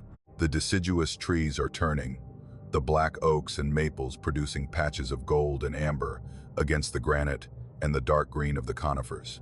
The crowds thin to almost nothing on weekdays, and if you time it right, you can hike trails that carry hundreds of people per hour in July in something approaching genuine solitude. That's why I go in October. I've been visiting the park for 15 years, and I learned early that the Yosemite I loved was the empty one, the quiet one, the version that existed in the spaces between the crowds. I'd driven up from Fresno on a Wednesday morning, arriving at the park before 7. The valley was still in shadow, the granite walls holding the early light on their upper faces, while the floor remained in a blue-gray twilight that would persist until the sun climbed high enough to clear the rim. I parked at the Happy Isles trailhead and started up the mist trail toward Vernal Fall around 8, carrying a day pack with water and lunch and a jacket for the spray. The trail was empty. I saw 2 hikers descending as I climbed, a couple with trekking poles who nodded and passed without conversation, and after that I was alone. The Mist Trail is one of the most popular hikes in Yosemite, a steep climb along the Merced River that takes you past Vernal Fall and Nevada Fall, 2 of the park's iconic waterfalls. In summer, the trail is a highway, crowded enough that you sometimes have to wait in line at the narrow sections. In October, it's a different experience entirely. The river runs lower. The spray that gives the trail its name is reduced to a fine mist, and the granite steps that were slick and treacherous in the spring runoff are dry enough to climb without fear. The forest along the lower section is dense, Douglas fir and incense cedar and canyon live oak, the trees big enough to block the sky in places and old enough to predate the park by centuries. I reached the base of Vernal Fall around 10. The fall was running at maybe a quarter of its spring volume, but even diminished, it was impressive. A wide curtain of water dropping 317 feet from the lip of the granite step to the pool below. The mist was light, a fine spray that drifted in the slight morning breeze, and the roar of the water was present but not overwhelming, a sustained sound that filled the canyon without dominating it, leaving room for bird calls and the rustle of wind in the trees and the smaller sounds of the river below the fall. I found a flat rock near the base of the fall, maybe 30 yards from the pool, where the water crashed into the river, and I sat down to eat lunch. The rock was dry and warm from the morning sun, and I settled in with my sandwich and my water bottle and the comfortable solitude of a place I knew well. I'd been to Vernal Fall a dozen times over the years. I knew its moods, the way it changed with the seasons and the snow levels, the difference between the thundering spring cascade and the gentler autumn flow. I knew its sound. Every waterfall has an acoustic signature, a specific mix of frequencies produced by the volume and velocity and angle of the water and the shape of the rock it strikes. Vernal Fall's signature was a deep, sustained roar with higher overtones from the spray impact, a sound that was complex but consistent, a white noise that your brain processed as continuous and uniform. The sound I was hearing was not uniform. I noticed it gradually, the way you notice a wrong note in a familiar song, not as a sudden disruption but as a growing awareness that something in the pattern had shifted. There was something in the sound of the fall that didn't belong. Beneath the roar, threaded through it the way a single instrument threads through an orchestra, there was a vocalization, a human-like sound, sustained, rising and falling with the rhythm of the water, a voice that was using the cascade as a carrier wave, embedding itself in the white noise the way a signal embeds in static. I stopped eating and listened. The vocalization was faint but persistent, a pitch that hovered in the range of a human voice, somewhere between a low moan and a sustained call. It wasn't words, it wasn't singing, it was something between the two, a sound that had the tonal quality of language without resolving into any language I recognized. It rose and fell, modulating with the water's rhythm, and the more I listened, the more defined it became, as if my attention were tuning it in, pulling the signal from the noise, clarifying a voice that had been there all along, but that I'd been filtering out as part of the waterfall's natural acoustics. I told myself it was pareidolia. The human brain is wired to find patterns, to extract meaningful signals from random noise, and waterfalls are natural white noise generators. People hear voices in waterfalls, the way they see faces in rock formations. It's a product of cognitive wiring, not reality. I knew this. I'd read about it. I believed it in the rational, well-lit part of my mind that processes information and draws conclusions based on evidence. But I moved closer to the fall. I didn't decide to move closer. My body moved, drawn by the sound the way your hand moves toward a ringing phone, reflexively, before the conscious mind has weighed in on whether answering is a good idea. I left my rock and my sandwich and walked toward the pool at the base of the fall, and with each step the vocalization grew clearer. It was a voice, not just voice-like, not just suggestive of a voice, but an actual vocalization produced by something that had vocal cords, or their equivalent, something that was generating sound that the waterfall was carrying and distorting and scattering but not creating. The source was behind the water, behind the curtain of the fall, in the space between the cascade and the rock face, where a cavity existed that I knew about from previous visits, a shallow overhang that you could theoretically access from the side if the water level was low enough and you were willing to risk the wet rock and the current. I was at the edge of the pool now. The spray was hitting my face and soaking my jacket, and the roar was louder, the individual frequencies separating as I got closer, the bass of the heavy water impact and the hiss of the spray and beneath them, woven through them, the voice. I could almost make out words, syllables that hovered at the edge of comprehension, sounds that my brain kept trying to assemble into language the way your eyes try to assemble the shapes in a cloud into a face. Almost recognizable, almost meaningful. A message that was just beyond the threshold of understanding, as if whoever was speaking was using a language that shared phonemes with English, but wasn't English, or was speaking English that the water was deconstructing into its component sounds and scattering. I leaned forward. My boots were in the water now, the shallow edge of the pool, the current pulling at my ankles. The voice was louder here, clearer, and I was straining toward it the way you strain toward a whisper in a noisy room, tilting my head, concentrating, trying to resolve the signal into meaning. The pool in front of me was dark. Vernal Falls plunge pool is deep, much deeper than it looks from the surface, carved by centuries of water impact into a basin that drops away steeply from the shallow edges. The water was black-green and still at the margins, turbulent at the center where the fall struck, and I was standing at the boundary between shallow and deep, leaning toward the voice, leaning toward the water. Something stopped me. I can't describe it more precisely than that. En instinct, à réflexe, a message from a part of my brain that was older than language, and that communicated not in words, but in the sudden clenching of my stomach, and the hair rising on my arms, and the absolute certainty that I needed to step back from the water, right now, immediately, without deliberation. It wasn't a thought.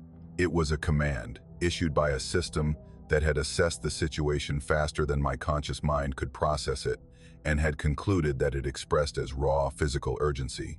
I stepped back. I took 3 steps backward, out of the pool, away from the edge, and the moment I did, the voice changed. Not in volume or clarity, but in tone. It had been calling, entreating, drawing me forward with the insistence of something that wanted to be heard and understood. Now it shifted to something else. Something that sounded, in the distortion of the waterfall, like frustration or anger, or the sound a thing makes when a mechanism that has always worked suddenly fails. I walked back to my rock. I picked up my pack and my sandwich, and I walked away from Vernal Fall without finishing my lunch and without looking back. The voice continued behind me, audible even at 50 yards, even at 100, the vocalization persisting in the roar of the water, calling, calling, embedded in the white noise like a hook and bait. I hiked back to the trailhead in half the time it had taken me to climb up. I got in my car and drove to the valley and parked at a pullout and sat there with the engine off and my hands shaking on the steering wheel, and I thought about the pool. I thought about how dark it was, how deep, how the shallow edge where I'd been standing dropped away into a basin that had never been fully measured because the turbulence at the bottom made diving dangerous.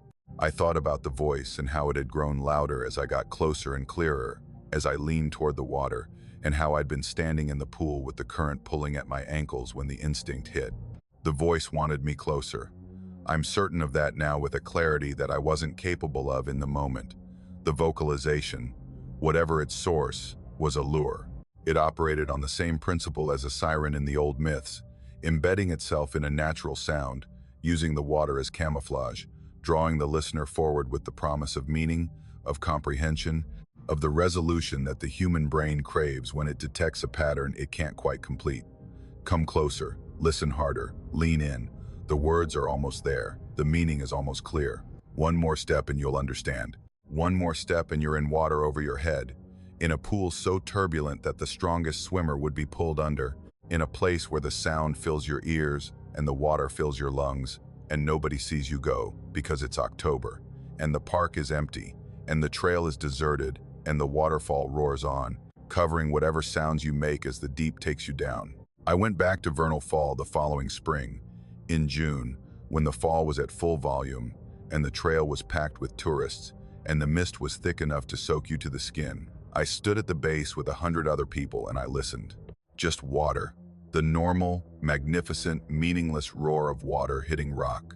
No voice, no vocalization, no thread of sound woven through the white noise that suggested something living behind the curtain. I think it's seasonal. I think whatever produces the sound is active in the quiet months, when the park is empty and the trails are deserted, and the solitary hikers who venture to the base of the falls are alone in a way that makes them vulnerable. I think the crowds suppress it, or drown it out, or make it unnecessary because a lure works best in isolation.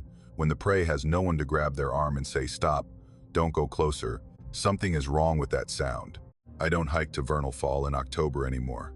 I go in summer, when the crowds are thick and the roar is deafening, and the voice, if it's there, can't be heard above the noise of 4 million visitors and the full-throated scream of the Merced River dropping 300 feet onto granite. But sometimes, on quiet nights, I think about the pool.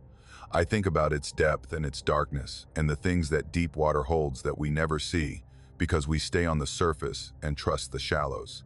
And I think about the voice, patient and persistent, calling from behind the curtain of the water, waiting for the quiet months, waiting for the empty trails, waiting for the solitary hiker who sits on a rock and eats lunch and hears something in the roar that sounds like language and leans in to listen.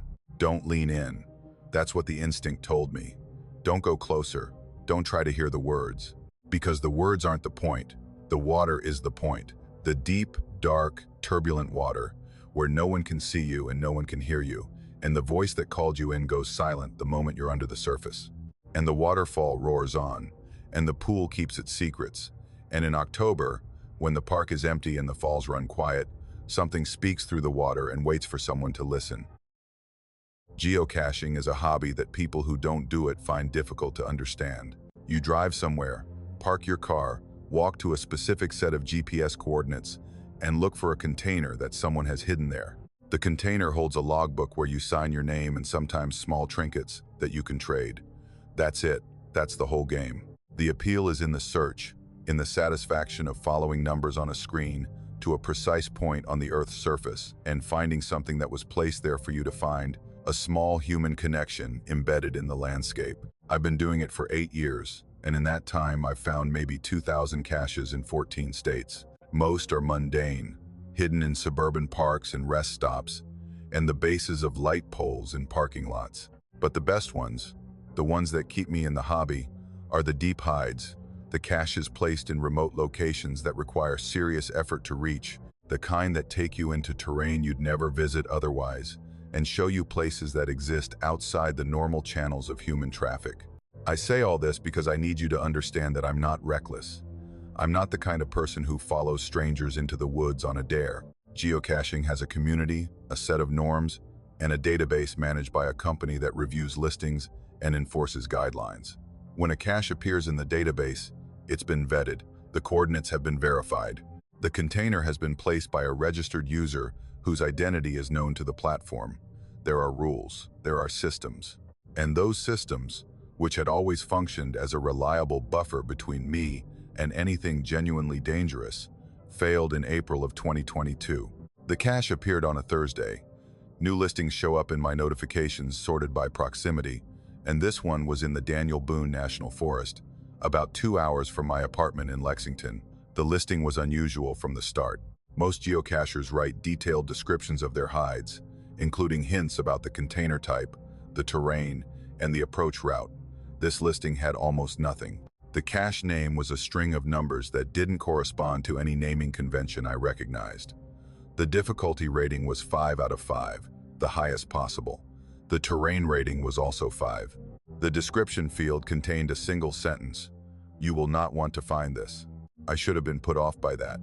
Instead, I was intrigued because I'd been geocaching long enough to recognize when someone was trying to create mystique around a hide, and because 5 to 5 caches in national forest land are rare and usually rewarding. The coordinates placed the cache deep in a section of the Daniel Boone that I'd hiked before, an area of steep hollows and sandstone formations and old-growth forest that was remote enough to feel genuinely wild. I marked it as a target for Saturday. I drove to the nearest trailhead early Saturday morning. The weather was overcast, cool for April, the forest still showing the bare bones of late winter with just the first hints of green in the understory. I parked and checked the coordinates on my handheld GPS, orienting myself relative to the trail and the terrain. The cache was about 1.5 miles from the trailhead, but the direct route took me off trail almost immediately, which was expected for a 5-terrain hide. I left the maintained path and started downhill into a hollow that dropped steeply between 2 sandstone ridges. The hollow narrowed as I descended.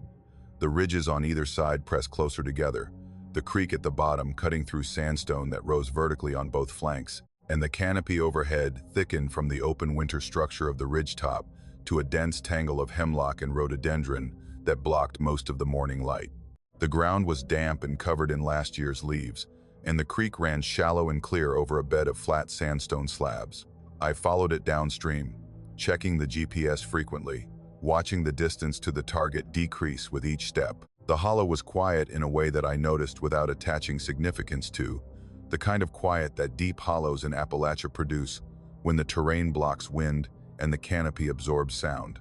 After about 1 mile, the GPS showed me within 100 feet of the coordinates. The creek had narrowed to a trickle, running through a gap in a sandstone formation where 2 massive slabs of rock leaned against each other, creating a passage maybe 4 feet wide and 8 feet tall.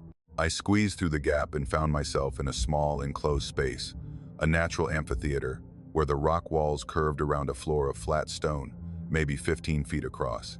It wasn't quite a cave, more of an overhang where the rock formation created a sheltered area, open to the sky on one side but walled on the other 3. The space was dry and dim, the light filtering in from above through a canopy of hemlock branches. The cache container was sitting on a natural shelf in the rock wall, about chest height. A standard military surplus ammo can, olive green, the kind that geocachers use for larger hides. I opened it. Inside was a logbook, a pencil, and nothing else. No trinkets, no trade items, just the logbook. I opened it and flipped through the pages. 7 entries, all dated within the previous month. 7 different usernames. Some I recognized from the local geocaching community, some I didn't. Each entry followed the same format: the finder's name, the date, and a set of coordinates. Not a log of finding this cache, but a set of new coordinates, different from the cache listed location, pointing to somewhere else. Each of the 7 entries contained the same coordinates, the same 12 digits that I copied into my GPS without thinking, because that's what geocachers do. We follow coordinates. It's the fundamental mechanic of the hobby. The new coordinates pointed deeper into the hollow, about a 1/4 mile further downstream, past the rock formation, into terrain that my topographic map showed as increasingly steep and narrow. I should have paused. I should have considered why 7 people had found this cache and recorded new coordinates instead of a normal log entry, and why the cache description had warned me that I wouldn't want to find what I was looking for. But I was in the mode that geocaching puts you in, the focused pursuit of a target that reduces the world to a set of numbers converging on a point, and I followed the coordinates the way I'd followed thousands of coordinates before. The hollow beyond the rock formation was different. The character of the forest changed within 100 yards, the hemlock giving way to older trees that I couldn't immediately identify, species that looked wrong for this ecosystem, trunks that were dark and heavily textured, and that grew so close together the spaces between them were barely passable. The creek disappeared underground, the water sinking into a crack in the sandstone and not re-emerging. The light dimmed further, not from the canopy alone, but from the narrowing of the hollow itself, the ridges converging until the strip of sky above was barely wider than the creek bed below.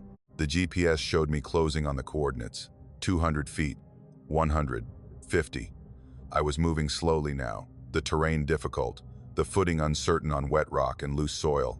The smell of the hollow had changed, a damp organic smell that was stronger than the normal forest scent, sweeter, with an undertone that I recognized from somewhere but couldn't place. 20 feet, 10, The coordinates converged, and I stopped. I was standing at the base of a sandstone wall where the hollow terminated in a dead end. The rock face rose vertically for maybe 40 feet, wet with seepage, and at its base was an opening. Not a cave entrance exactly, but a crack in the rock, maybe 3 feet wide and 5 feet tall, leading into darkness. The smell was coming from inside, that sweet organic smell that was stronger here, concentrated, the air exhaling from the crack carrying it in a steady breath. I turned on my headlamp and looked inside. The crack extended back into the rock for maybe 10 feet before opening into a larger space that I couldn't fully see. The floor was dirt and flat stone. The walls were sandstone, wet and close. And on the floor, arranged in a pattern that was too deliberate to be natural, were objects. I'm going to describe what I saw carefully and without embellishment, because the reality doesn't need embellishment.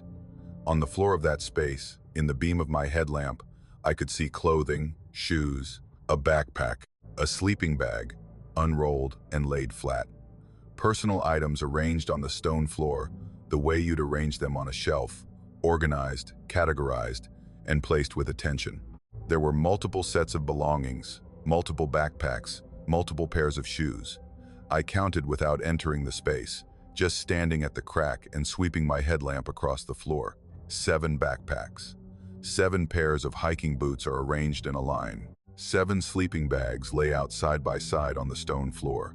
7, the same number as the entries in the logbook. The sweet smell was overwhelming now, and I placed it suddenly, the recognition arriving with a physical jolt that made me step backward from the crack. I'd smelled it once before, years ago, when a deer had died behind my apartment building in summer and wasn't discovered for a week. The sweet, dense, unmistakable smell of organic decomposition in an enclosed space. I left. I didn't investigate further. I didn't enter the space.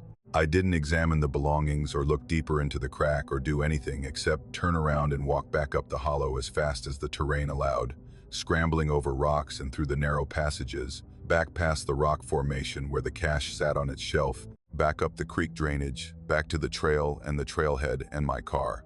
I called the Forest Service from the parking lot, my hands unsteady, my voice conveying enough urgency that the dispatcher transferred me to a law enforcement ranger within minutes.